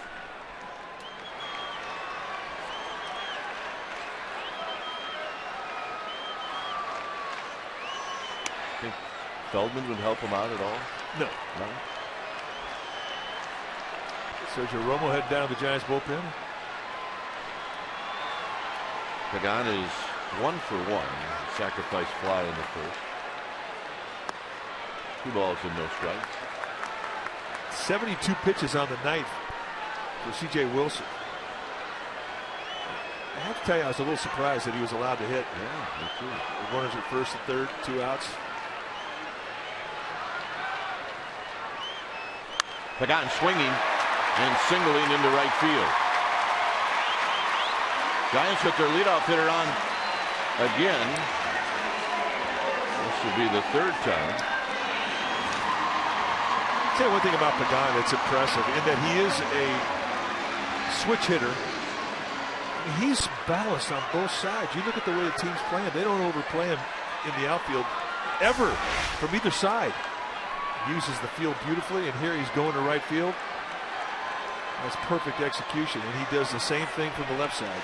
Fun to see him healthy again. It is. Here's Buster Posey, who's 0 for 2. Outside to Buster Posey, 1 ball and no strikes. Maxwell to follow, and then Susac. Bullpen empty for the Angels. Romo in theirs for the Giants.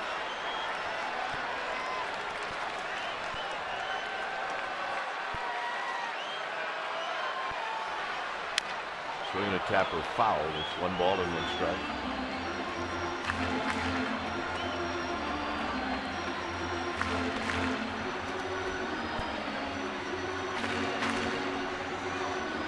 So there are signs on you. So Posey say, I missed him, run through him again. Sort of has that rolling sort of signal with his hand. That's the third base coach, you know. I didn't get it.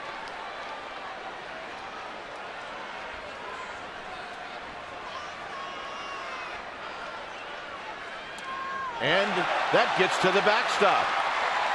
Ionetta, I don't think even knew that he hadn't caught it. It's got to be a pass ball. And that's a big 90 feet because it takes away the force. And he just boxes that. And you're right. I think he was stunned. He looked down the glove. There was nothing there.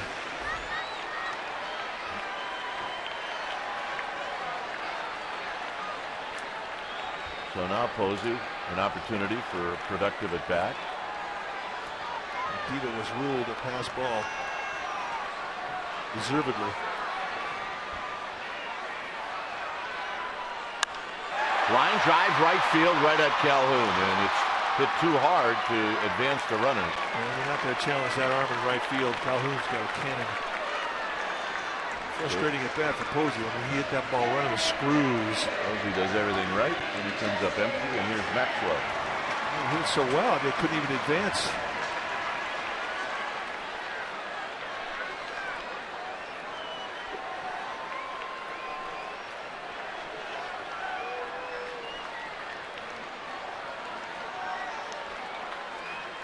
Maxwell is 0 for 2.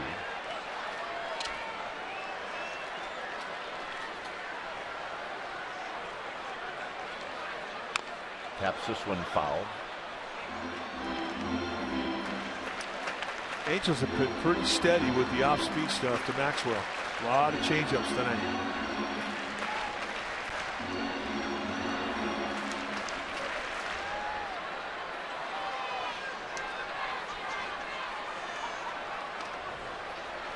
It's frustrating. I feel you. Hit the ball that hard and you get with the little bird left on the rock. It's not fair.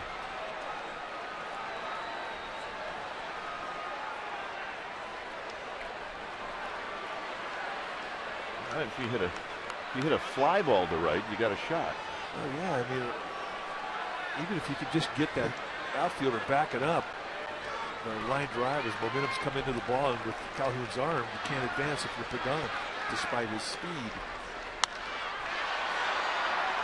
fly ball like that one. 2 outs. And here's Susak.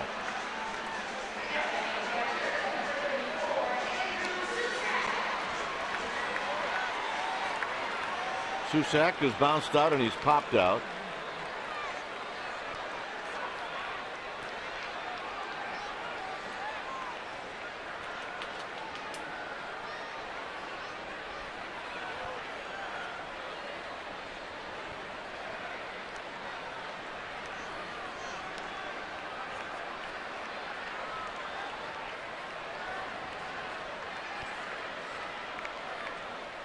And he takes a pitch wide, 1-0. A 1-1 ball game.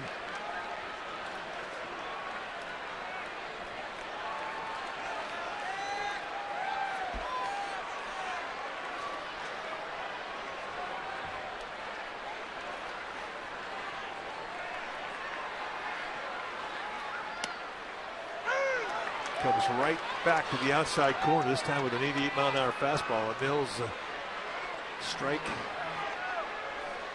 That's how you take away count leverage with location. Beautiful pitch.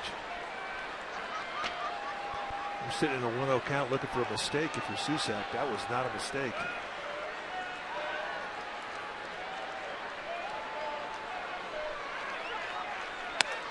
And a high fastball. 2 balls and 1 strike. With Wilson's command, I mean, he'll bring the ball up above your hands just to let you sniff it, see it real good, and he'll go back out away with a changeup or come back at you down and in with a back foot slider. Just moves it around, changes speeds, changes location. That's what he's done so effectively tonight.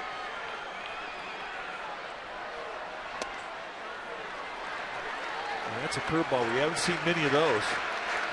And he did not miss by much on the outside corner. Well, Susak has to know that there's a base open, so he may not get a fastball here.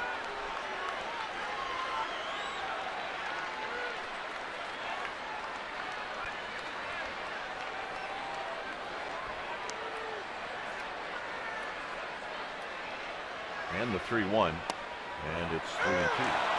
Changeup did not give into him. I agree with you. I mean, he just doesn't have to give into him with an open base here. And this certainly is not to be in the strike zone either. And this again, nailing down perfect location, this time with a changeup. Yeah, that's not when you want to swing at it. He might see the same pitch here. Yeah, or a back foot slider. I mean, he may just go completely out of the strike zone with a breaking ball. Try to take advantage of a young hitter. It's 3-2. And he bounces it foul. So he cuts him off the plate in. And Susak at a 2-strike count. Protecting.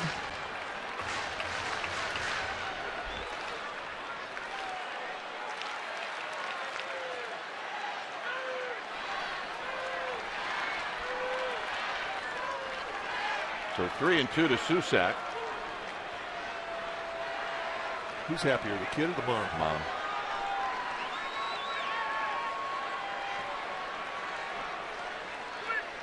On the ground, up the middle, and a base hit!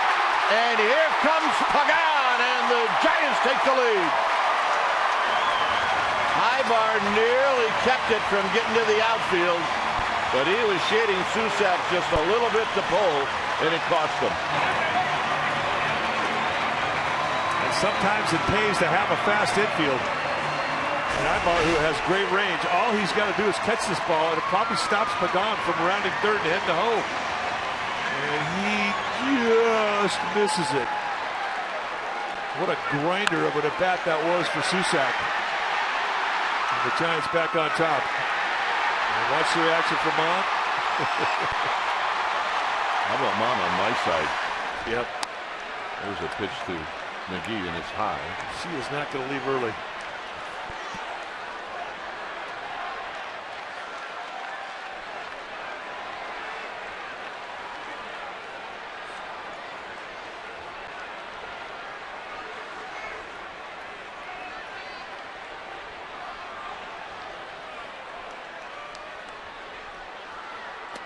Inside to McGee. McGee is lined out to center and flied out to right. Mike Scioscia. A lot of confidence in C.J. Wilson. There's nobody down that bullpen. He's 88 pitches on a night.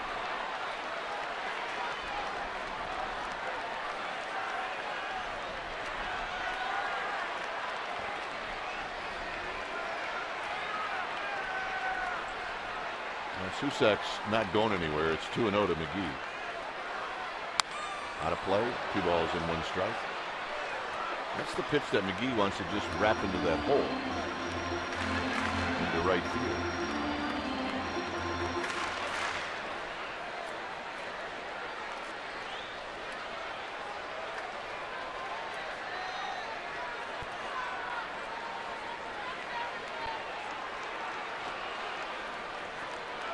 Two and 1 to Casey McGee. In the dirt, and Susak's going to take off, and he's going to make it.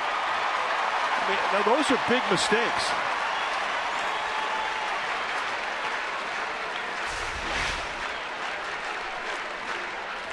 It's like a changeup. I mean, Iannetta does everything right. I mean, that's all proper form. But when a ball bounces that far out in front of you, a changeup or a fastball or a split, those are difficult to predict where they're going to come up. And if they come up high, you're in trouble. That mistake is on Wilson, not Iannetta.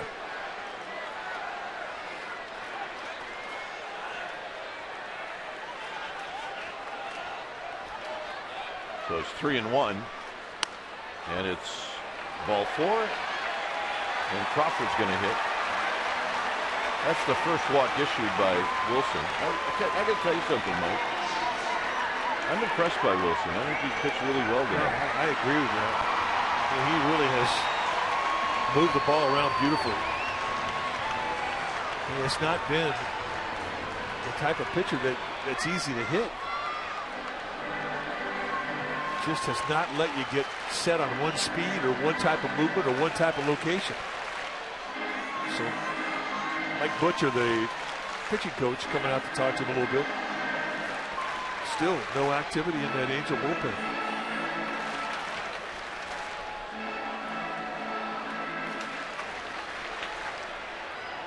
So Miller's going to break it up.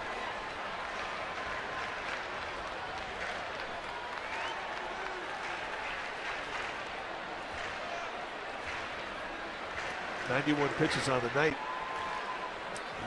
And really has been very stingy with his throws until this inning. And he's got 21 so far here in the 7th. Crawford hit the ball well in the 5th inning. It drove Trout all the way to the wall in left center field. Finally, activity. Swing and a miss, 0-1. You figured that Crawford would try to ambush Wilson with a fastball, but he didn't get it.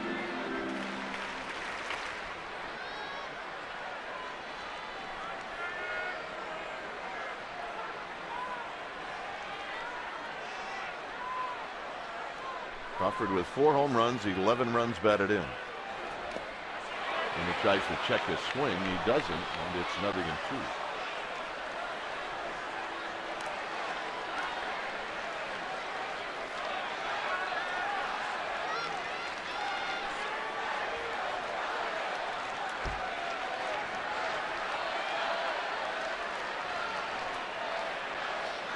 So Fernando Salas up again. Starting to throw on the left-hander. Cesar Ramos.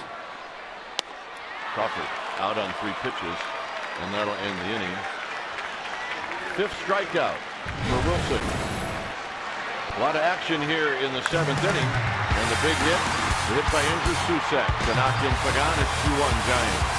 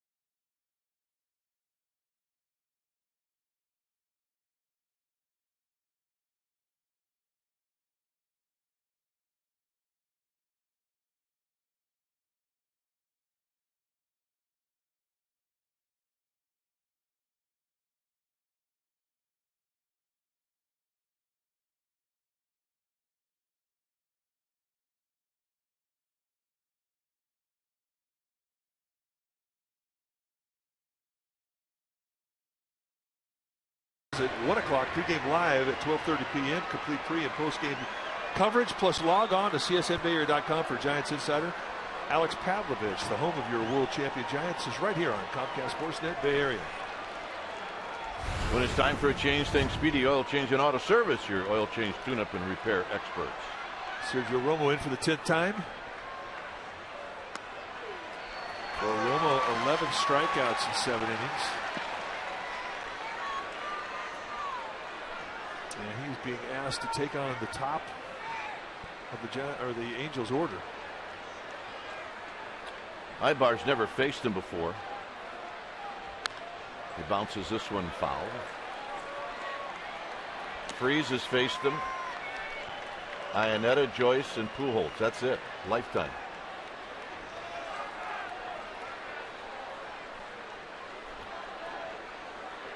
Here's Trout, who will face Romo here in the 8th.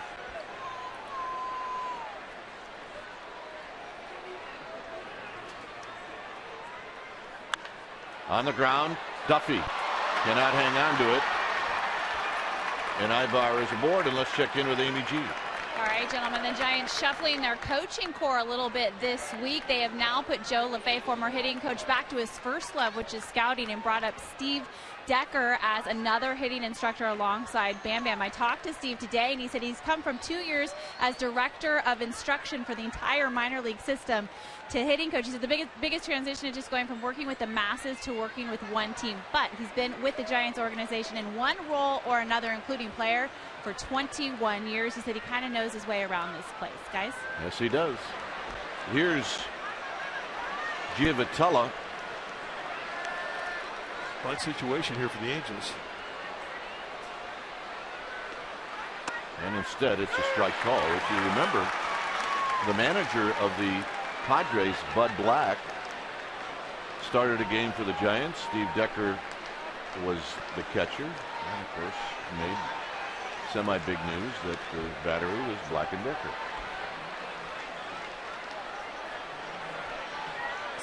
I'm impressed you remember that. No balls in 1 strike. Ibar with good speed. Slider down low, 1 ball and 1 strike. So, Mike Scioscia not opting to give up an out, at least not 2 pitches into this at bat. Giavotella, to his credit, has been hot. And he's also a guy that puts the ball in play.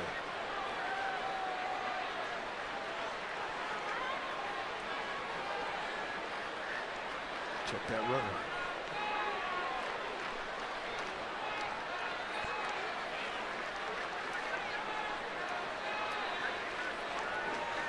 Is Afal getting loose?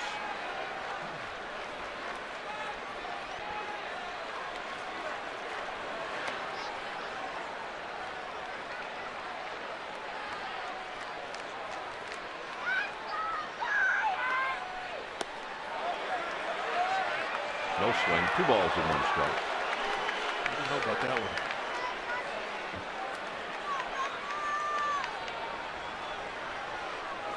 Noctacia headed down to the pen. Giants lead by a run, but Ibar with a hit off the glove of Duffy to open up the 8th.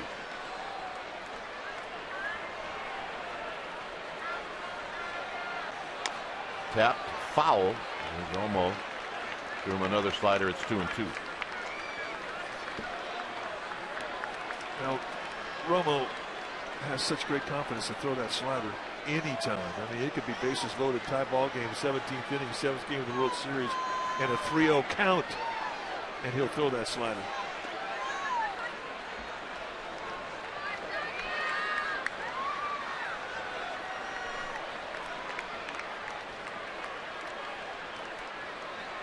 Soft toss. Ibar back easily.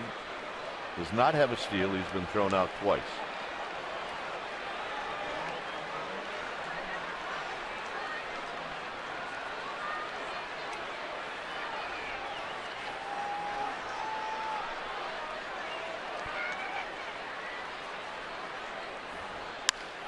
Into center field. He dumps one.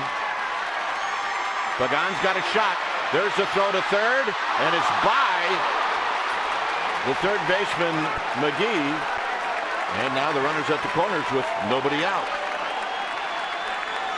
Another short hop from Pagan, 8 Case McGee up. Well, that was a break for the Angels. And you could tell when Ibar rounded second base that Pagan was going to have a shot.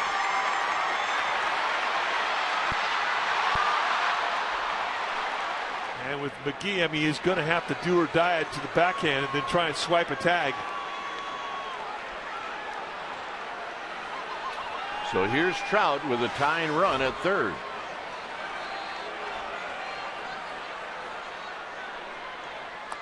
And a slider for a strike, and it's 0-1.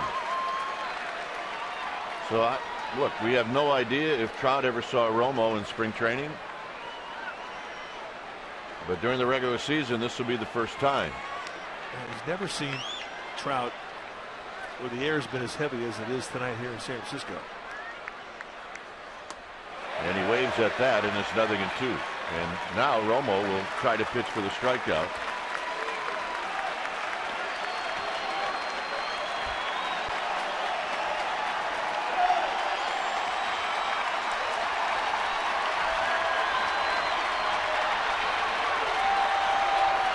Trout has to know that he's going to see another one eventually, and maybe right here.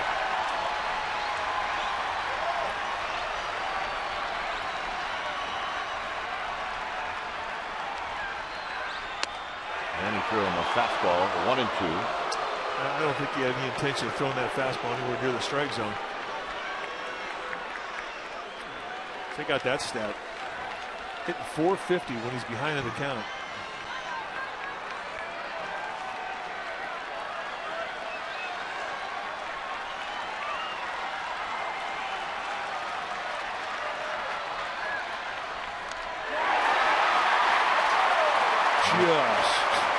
Just got a piece.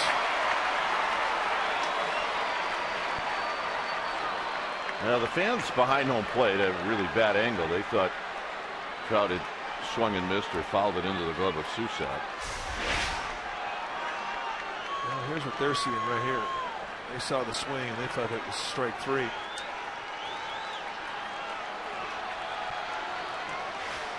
The look on his face right there, that's the look a hitter says when he misses a pitch he thought he should have hit.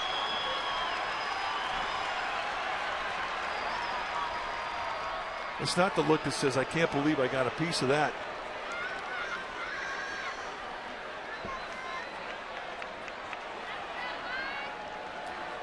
Well,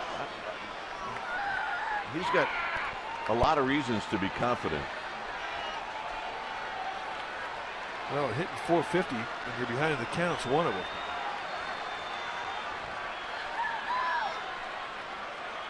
Got him.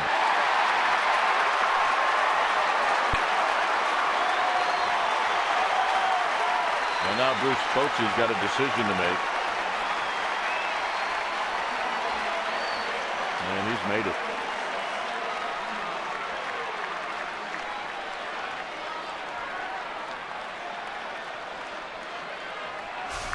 And this is the Romo special. You can see the slider, which just doesn't tip the pitch with the rotation. It's a no-dot slider. It's such a unique slider.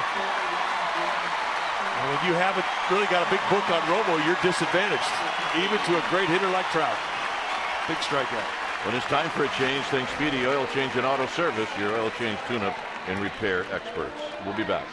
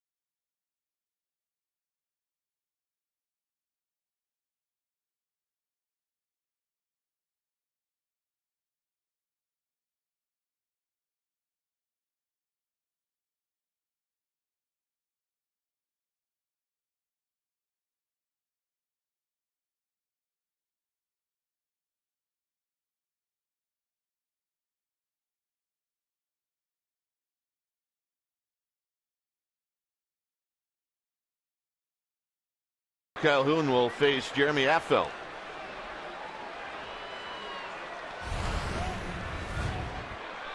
There's the numbers for Affeldt. 10th game that he has been in. Solid month of work. 0-1 with a 1.42 ERA. Off to a nice start. 7 base runners in 6 of the third.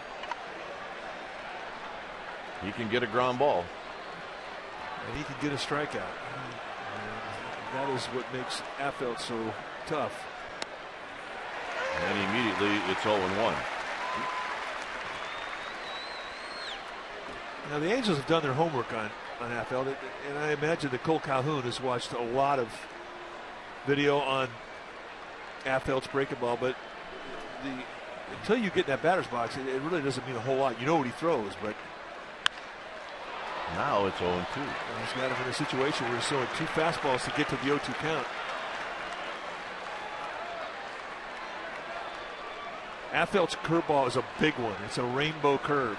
He's got a forkball also that he'll throw.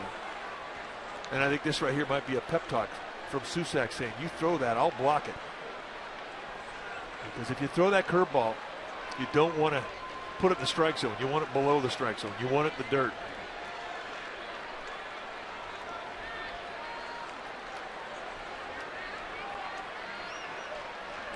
Oh, 2.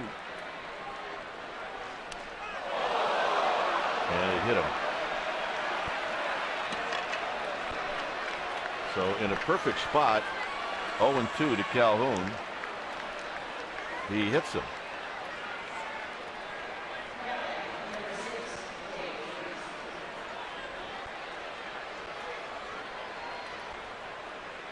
So we're going to get a double switch.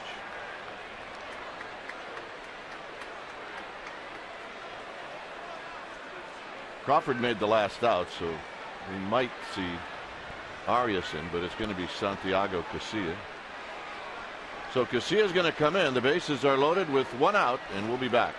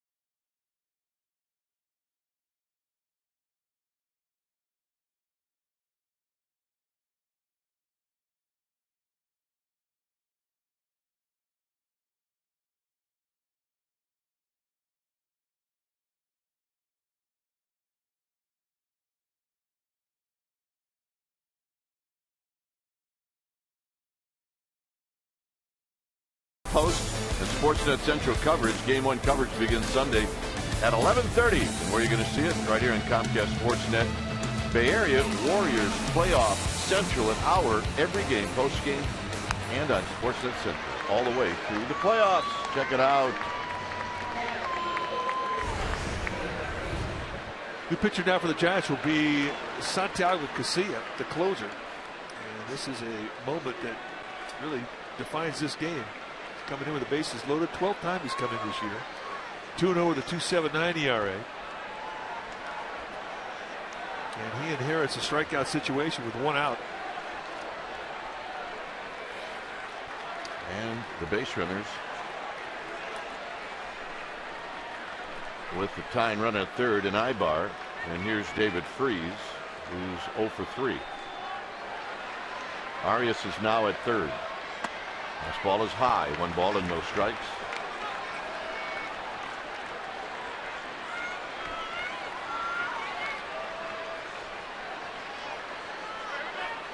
Ibar opened the inning up by reaching on an error.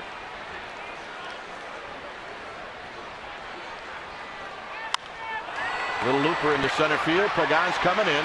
Pagan's going to make the catch. Here's the throw home. It is not in time. And this game is tied. Pagan a little bit of a double clutch. He just could not get the ball out of his glove.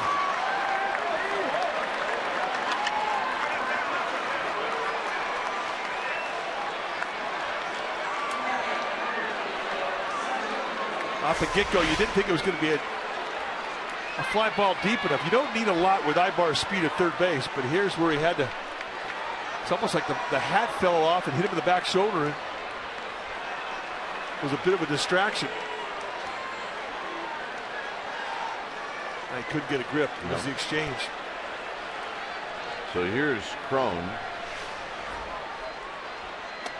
And the pitch is up and in. And now Susak's had a shot at third.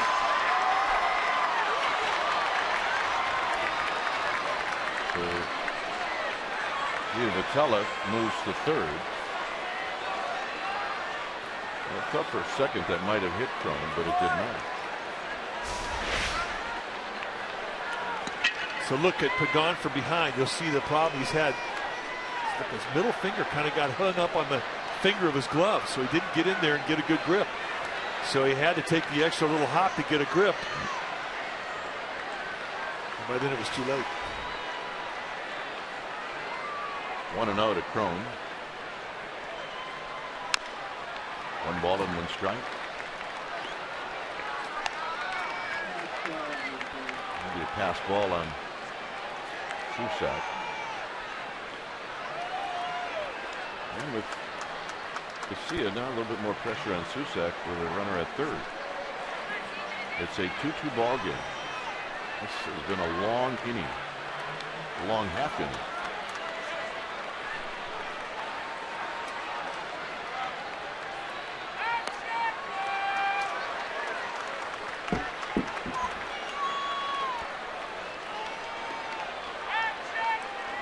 Two balls and 1 strike.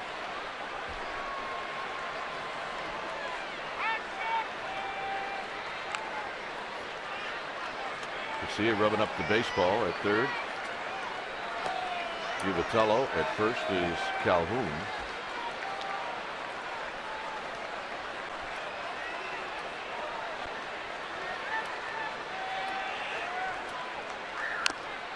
Foul at the plate, 2-2. That's a good sinker. And that's the thing about Garcia. I think you don't see with a lot of closers that they really effectively use both types of fastball. And he really knows how to use the movement. And that's a 2-seam fastball 93. It started off the plate inside. By the time you commit to it, thinking it was a strike, you're hitting right-handed, it runs in on you.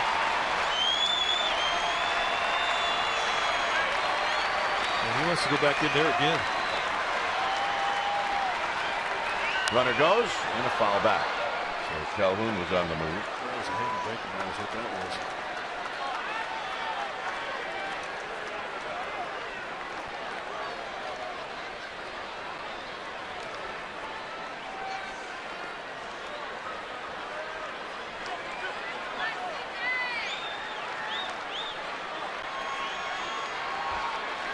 Two balls, 2 strikes.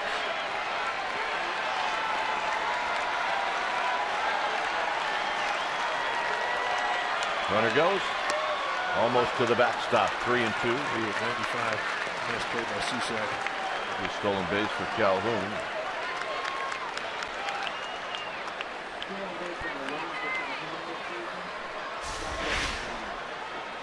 He's setting up outside, and at 95, he just pulls that thing, and Susak has to come all the way across his body to a low body onto a low backhander, and that's not an easy play.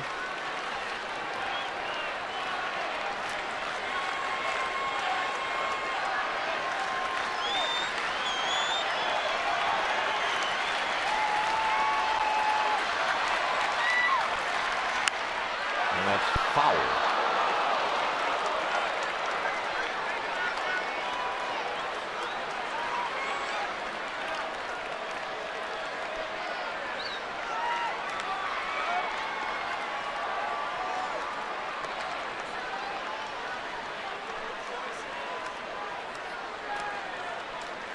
Affeldt faced one hitter here in the 8th. He hit Calhoun, who's standing at second at 3 balls and 2 strikes.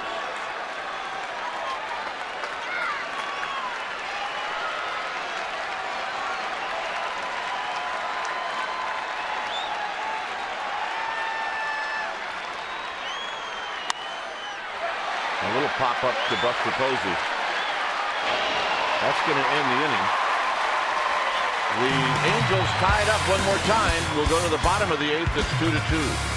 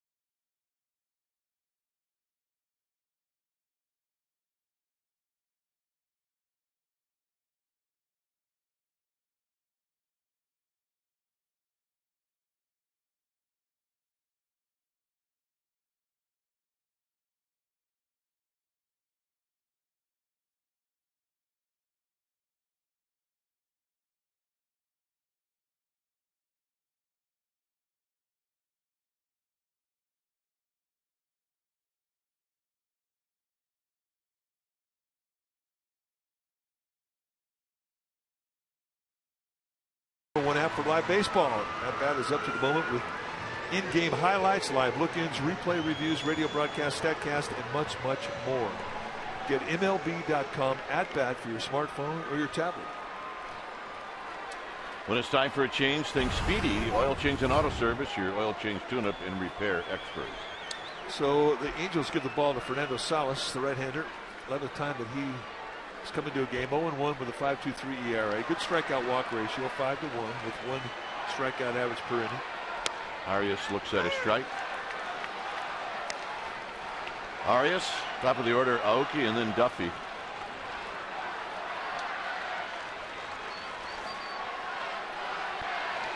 Salas, you're going to see a 90-ish fastball with a curveball and a changeup.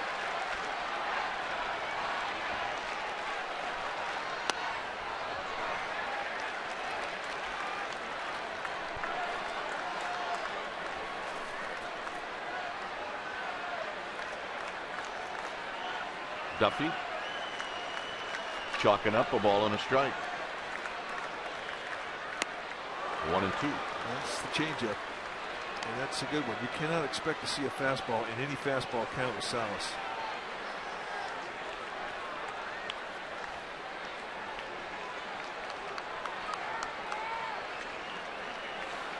Up to Pence. Getting close, folks. 1-2. And there's the high fastball, and it's fouled straight back. A sneaky 90-mile-an-hour fastball. First saw Salas get to the big league level in 2010 with the Cardinals. Yeah, he's their closer for a while. Yeah. He had 24 saves for him in 2011. He had a good year. 68 appearances, 2.28 ERA. Tapper. Can he beat it out? Freeze has got it. And he got him by a step.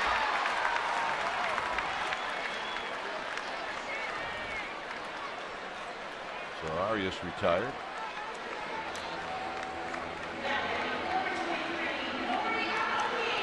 So here's Aoki, who's 1 for 3.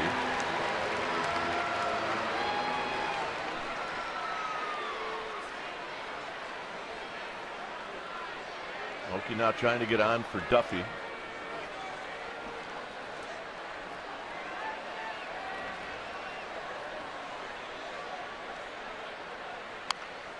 he shoots it foul.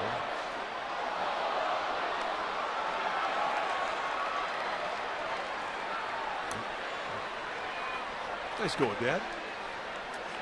Did he just give that to his sister? I'll tell you, that would not happen in our house. Yeah, I think I can say the same thing in our house. I'm talking about our house when I was a kid and our house when I was a dad. Well, I have 5 kids, 4 boys, and a girl. And I don't know. I'd like to think that those guys would, but I wouldn't bet on it. Maybe a threat or 2. Yeah, or 5.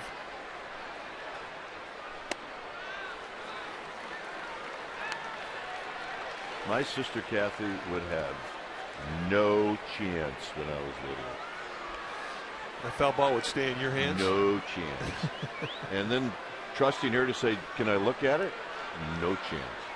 The 1-2 in the dirt, 2-2. Well, I mean, you're best friends now. Yeah, well, I'm sure you'd have flipped it to your older sister.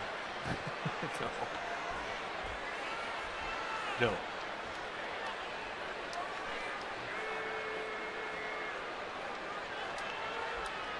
Giants would like to get Pagan up this inning. It's 2-2. This could be playable for Joyce. Can he get over there? Well, he does, but it's in the seats.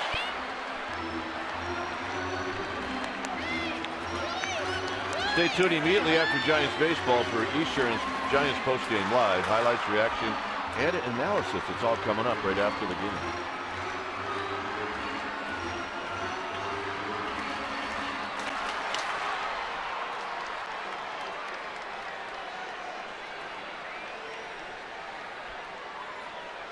And another 2-2 pitch coming up to Nori Aoki.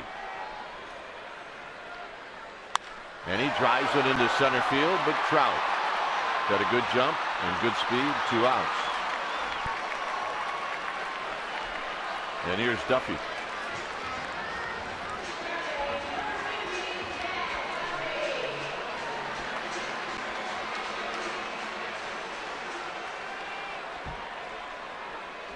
Duffy is 0 for 3.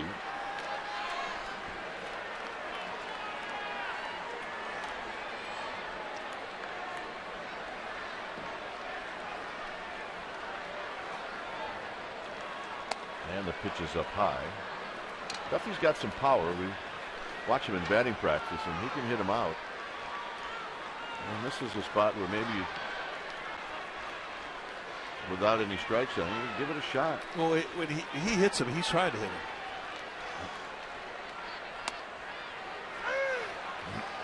Change up.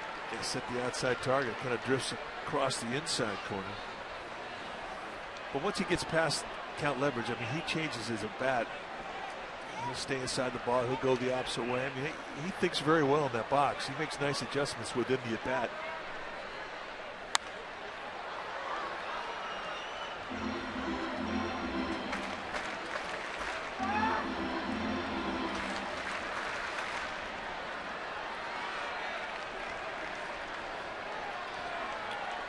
So it's 1-2 now to Matt Duffy.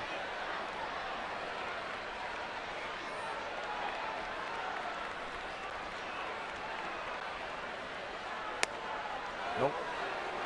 It's a good 1-2 pitch, though, I got to tell you. It is. I mean, that missed by about the width of a baseball, maybe not even a full baseball.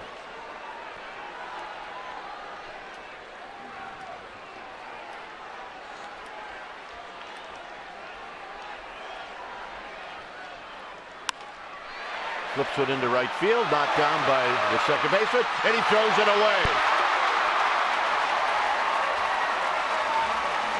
So Giovitella kicked that one around and then made a bad throw, and now Pagan's going to hit. I'll tell you, the thing about Duffy that's a heads-up play on this route down first base. As this ball gets by him, he runs past the bag and he picks up the ball to see who's behind. Because if he has any kind of leakage towards second base, a shoulder lean and whatnot, he could get thrown out. He saw that the play was backed up, and he stayed in a straight path down the first base line. And that's a heads-up play. So here's Pagan, who's 2 for 2. And there's a strike to Pagan. Get a chance to watch Duffy as the ball gets by him. He looks back. Right there, he looks back to see who's backing up, and then he stayed straight on the line. If he has any lead towards second base, in the eyes of an umpire, he's making an attempt to go to second, and they can throw and tag him out. Even if it's just a slight shoulder lead. This is hit high into left field for Joyce. And that'll end the inning. No runs in error, 1 left. We'll go to the 9th. Here in San Francisco, it's a 2-2 ball game.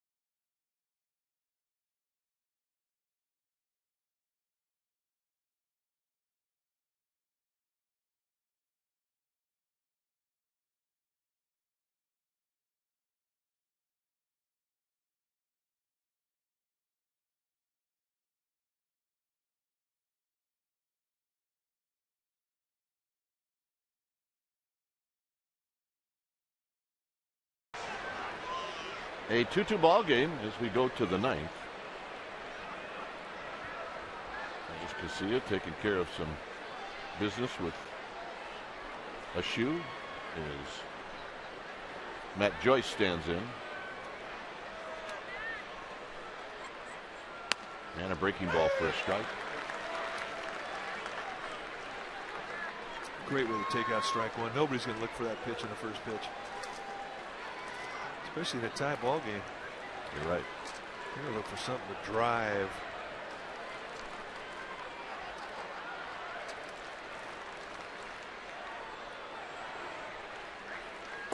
Swing, you're going to miss. Another in 2. Okay, with a nice changeup.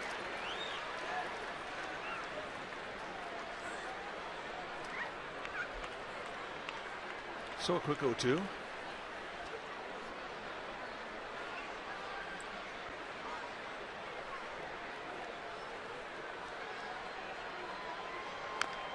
That foul, so you see it. It's back in the strike zone, 0-2. Yeah, there's softball on Matt Joyce. 2 curveballs and a changeup.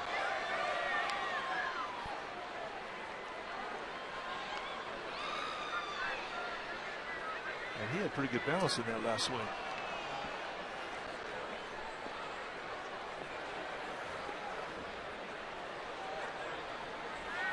Oh, 2. Fastball away with sink. Pulled on the ground to Buster Posey, a fair ball, 1 out here in the 9th. Well, if you're looking for the best coverage of San Francisco Giants baseball, log on to csnbayarea.com as insider Alex Pavlovich will provide wire-to-wire reporting of this Giants 2015 season. You get breaking news, video, special features, and much, much more. Only on csnbayarea.com. So here's Iannetta. Iannetta is 0 for 3. Infinite Bay Area Sports. And a strike, and it's 0-1. Well, you've kind of seen all the movement in the last 4 or 5 pitches that Casilla could give you. 2 seams at 93, 94 miles an hour. That last was a cut, 88. With the curveball, the changeup, and that. He still hasn't thrown the 4-seam fastball. Maxwell's going to have to go a long way for this, but now he slows down. 2 out.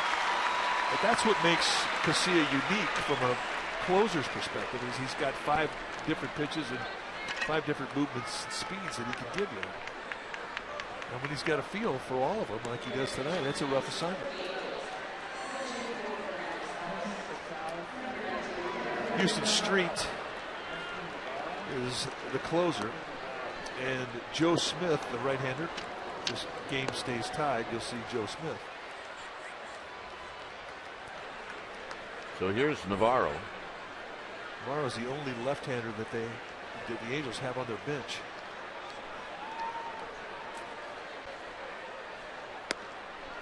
And a called strike.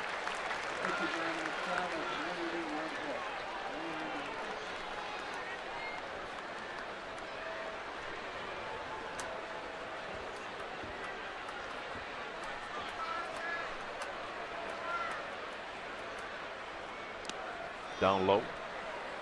1 ball and 1 strike.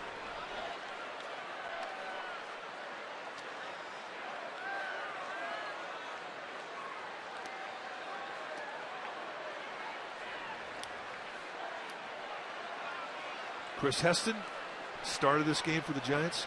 Took the ball into the 7th. Pitched beautiful. Gave up a 1 run.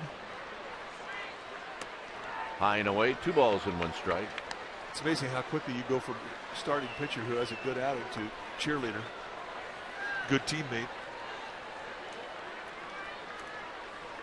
And that's something that I really applaud this generation and this player. And they get back on the bench and they root for their team. Previous generations, guys would come out of a ball game and they would go to the clubhouse and they were gone. Have a beer, have a schmag. Or 2. 2 balls and a strike. Tell you what, it was a lot easier to justify it at Candlestick. Wasn't enough bench. Pulled on the ground, foul. We've told the story many times, but the Giants clubhouse at Candlestick had a sauna, and that's where Murph kept the pizzas warm. And the bats. And the bats.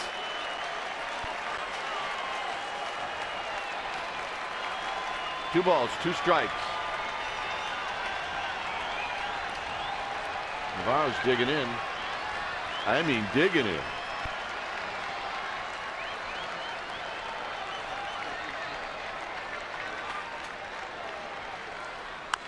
Tap slowly to third, and this is going to be a base hit.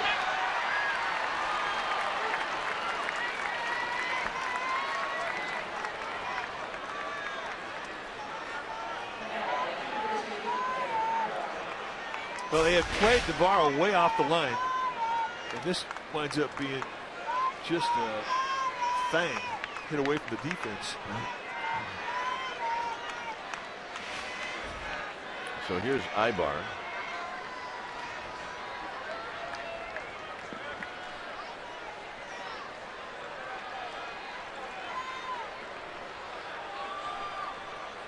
And if you're thinking about a steal, Navarro in his career has 2 stolen bases at the big league level. Well, he's in the big leagues 2 days. That's pretty good. Well, I mean, he's got about a year. Oh, right.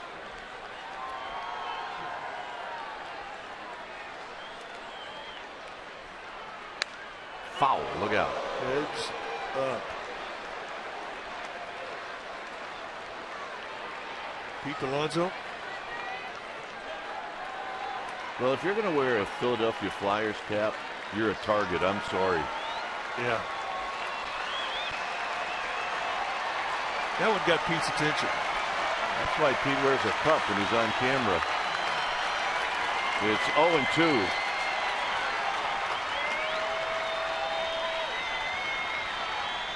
Down low, 1-2.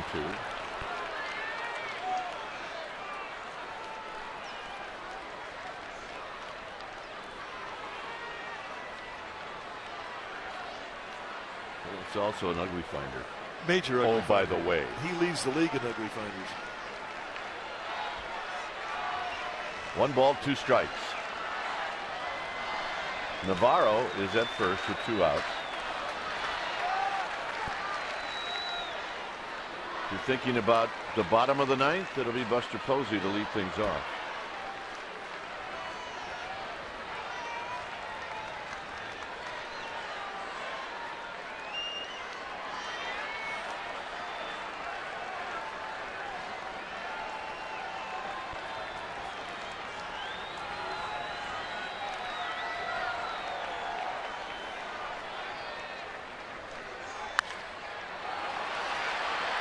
Aoki coming in. Hey, Aoki!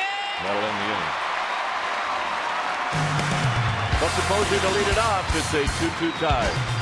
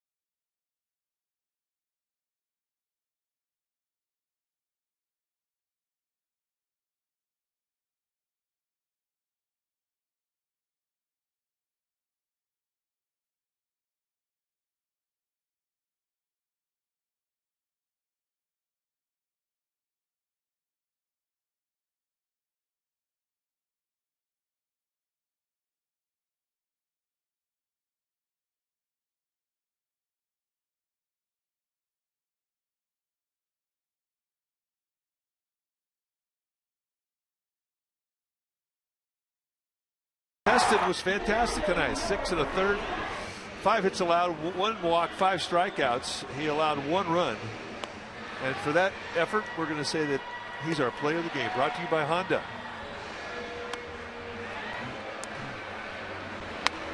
He's really moved the ball around. That strike 3 to Mike Trout. When it's time for a change, think Speedy Oil Change and Auto Service. Your oil change, tune-up, and repair extras. So Joe Smith, the new pitcher now for the Angels. And all of a sudden now we have the trainer coming out. I think they're asking him to cut the strings on his glove or hide him or get rid of him.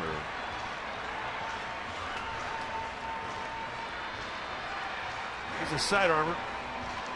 2 types of movement. He's got high velocity though from a guy from the side. He'll throw it up there right around high 80s, sometimes in the 90s. And a hard slider. You see the strikeout total. 11 strikeouts in 10 innings against 2 walks. Off to a great start this year. So here's Buster Posey.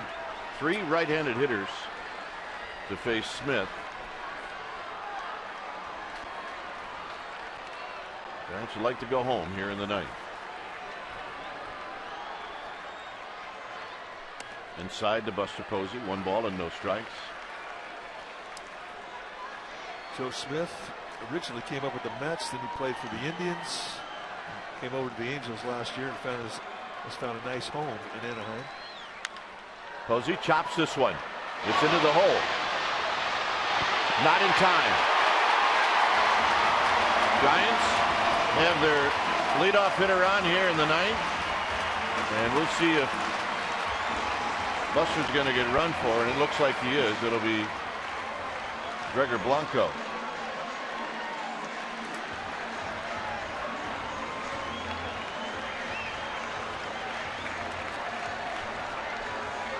So here's Maxwell.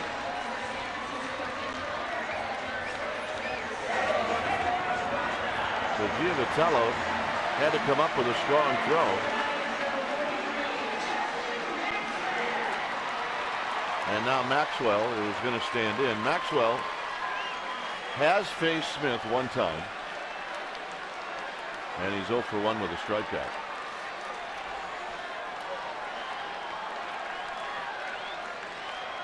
And a throw to first. And if that was to see if Maxwell was going to bunt, then it worked. Or it looked like for a minute that he showed bunt.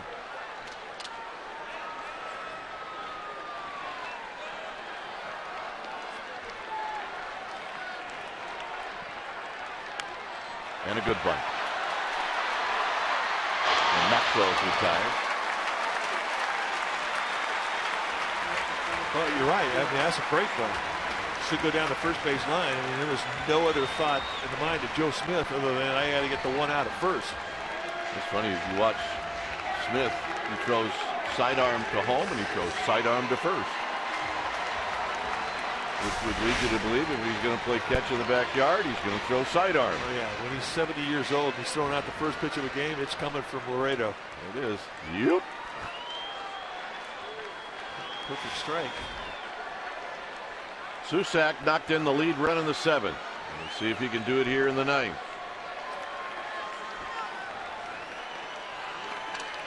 Best arm in the Angels outfield is in right field with Calhoun.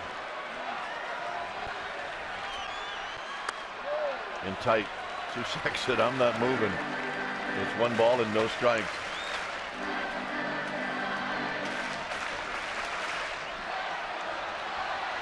Joyce in left, Trout in center, average arms.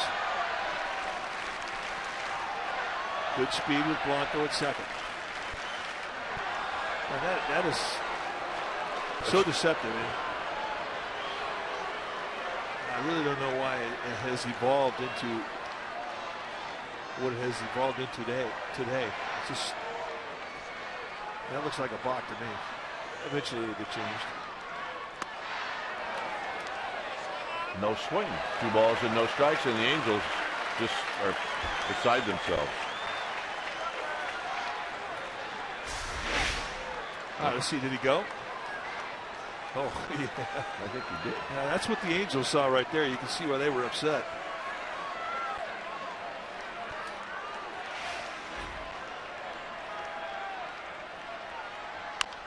Tap foul, so it's 2 balls and 1 strike.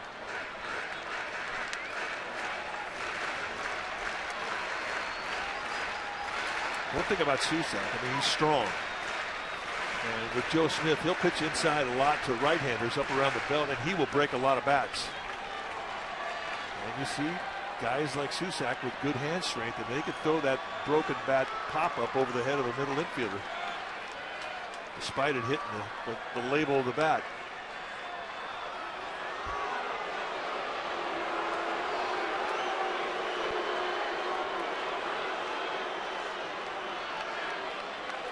It's 2-1 to Susac. Brandon Belt is on deck.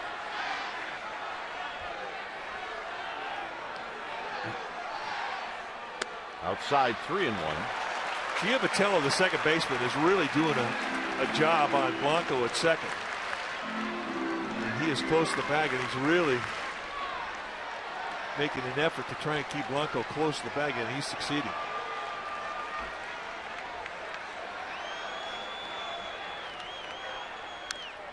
Susac got a rip. It's 3-2.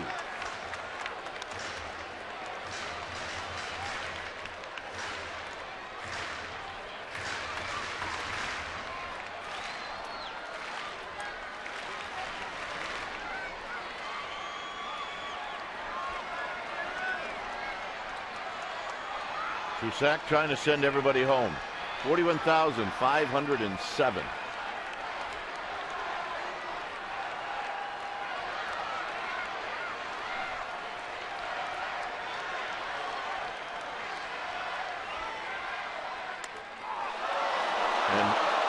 That hits the umpire. And Blanco's now at third, and down is Miller. Wow.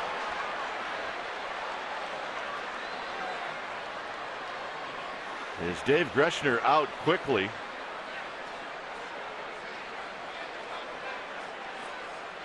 I wonder if that hit him on the hand. It could have, and I don't think that Iannetta, the Angels catcher, got much of the ball, if anything. No, it got him right on the kneecap.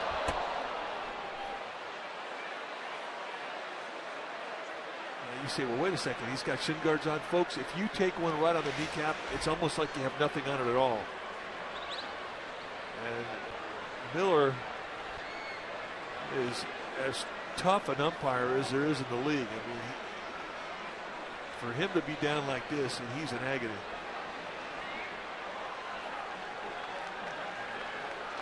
Well, Iannetta not only didn't catch it, I think he missed it by a foot, and maybe he had no chance at all. Well, that or he just got crossed up with the runner at second. I mean, that's a really bad feeling for an umpire when you're counting on that catcher to catch the ball. And he'll try and walk this off, but I don't know if he can.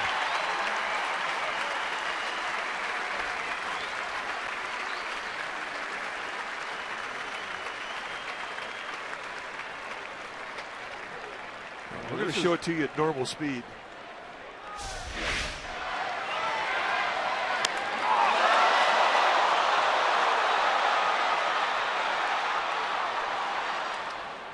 And Iannetta simply got crossed up. He was looking for a breaking ball.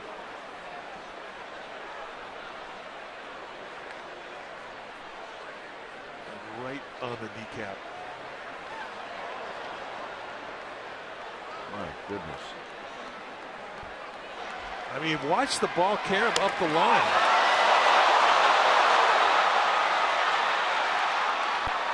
So Blanco saw it and it took him easy 90 feet. But there for a while, I thought he was going to have a chance to score at home.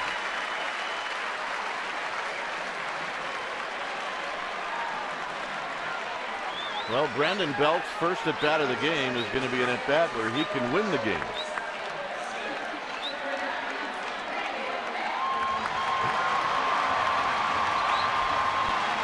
So Belt is at the plate. The Angels have 5 infielders. They have 2 outfielders. And they've loaded up the right side. Well, pure fly ball situation here for Brandon Belt. And for a guy who's a sidewinder like Smith, he's not an easy guy to elevate.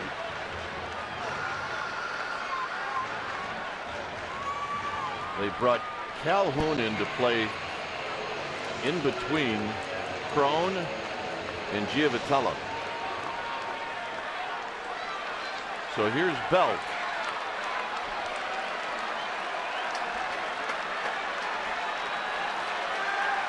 Medium fly ball should win the game. High and in, 1 ball and no strikes. And that's exactly what Smith wanted to place at. Yeah, now you can start fiddling away with him down and away. Doesn't have to pitch to him. He's got an open base at second. 2 balls and no strike. And he's nibbling.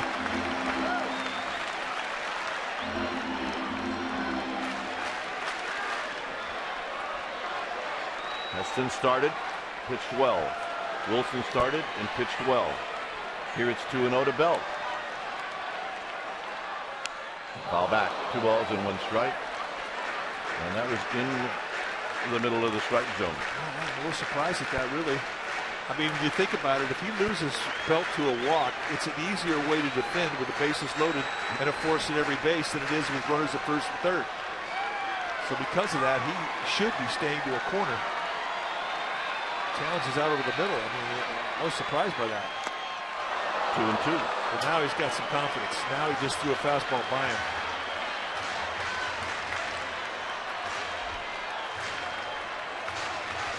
Well, let's see where Iannetta sets up. It may be underneath his hands. Or just climb the ladder and go up higher and higher. He shook off a fastball. He wants the slider. Got him. Well, beautiful pitch from Smith. And in 5 pitches, he gets the strikeout that the situation dictated. Starts it away. Belt just gives up on it. Here comes the frisbee wrapping right around that corner, and that is a beautiful pitch.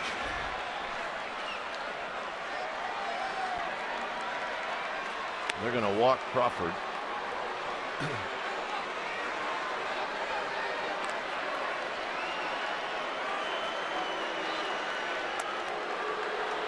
So it's going to be up to Arias or Joe Panik.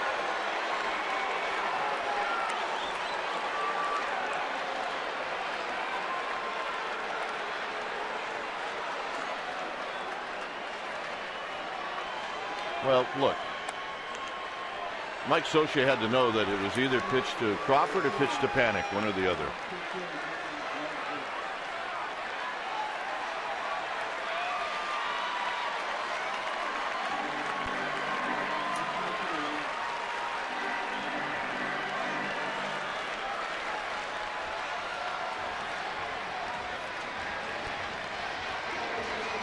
So Panik, pretty good hitter in these spots. He's coming in hitting .280.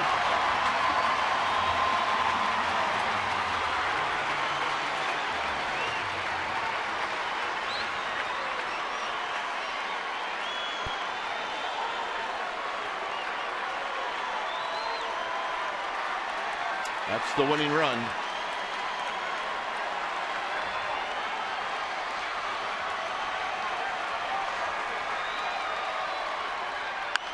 Down the left field line, that'll be fouled and out of play. No balls and 1 strike. Joe Panik not waiting around.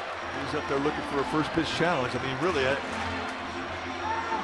there's a reliever out there with the bases loaded. He's got to come at you.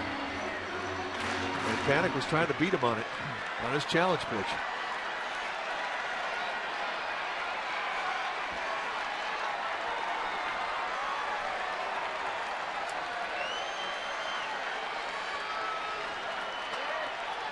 Here's the 0-1, just outside. Trying to wrap that breaking ball around the corner like he did for strike 3 to Belt.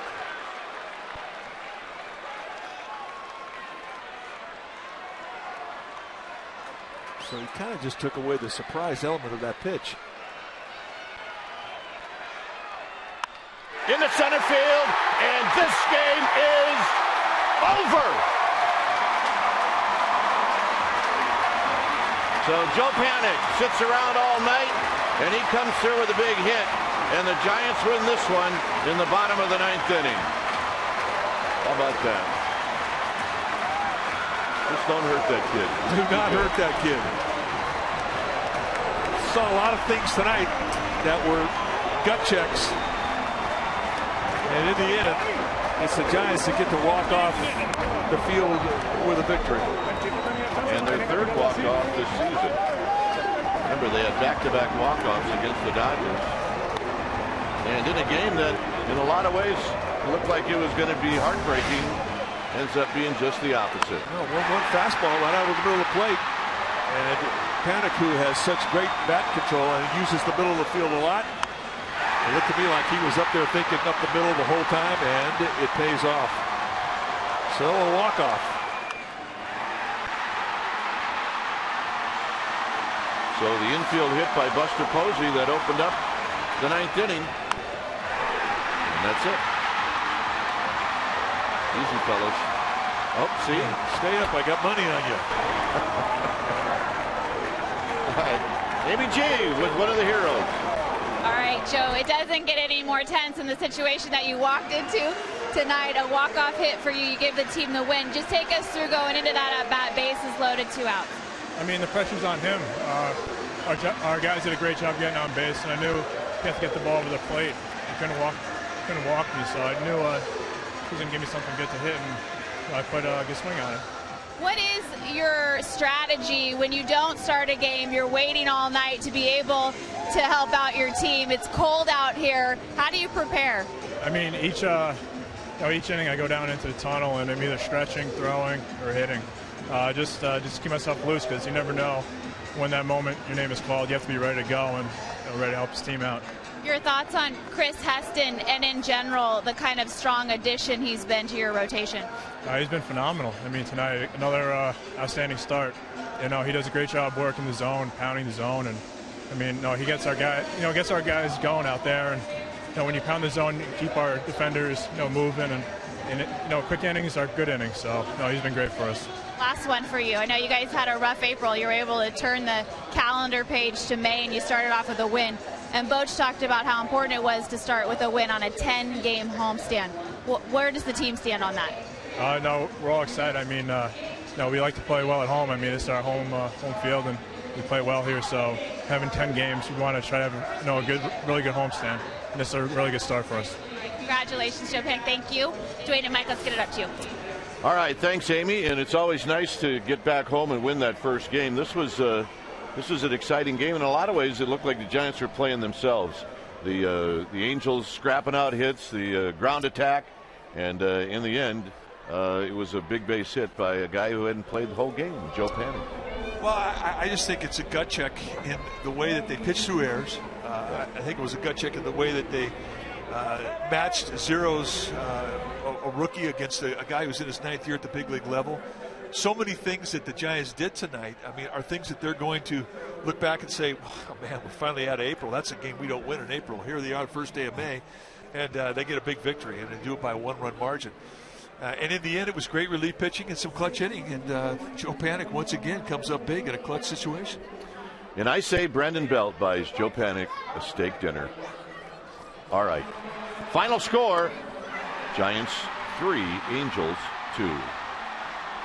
Thanks for joining us. Stay tuned. Esurance Giants postgame live with interviews on the wrap. That's all going to start right now.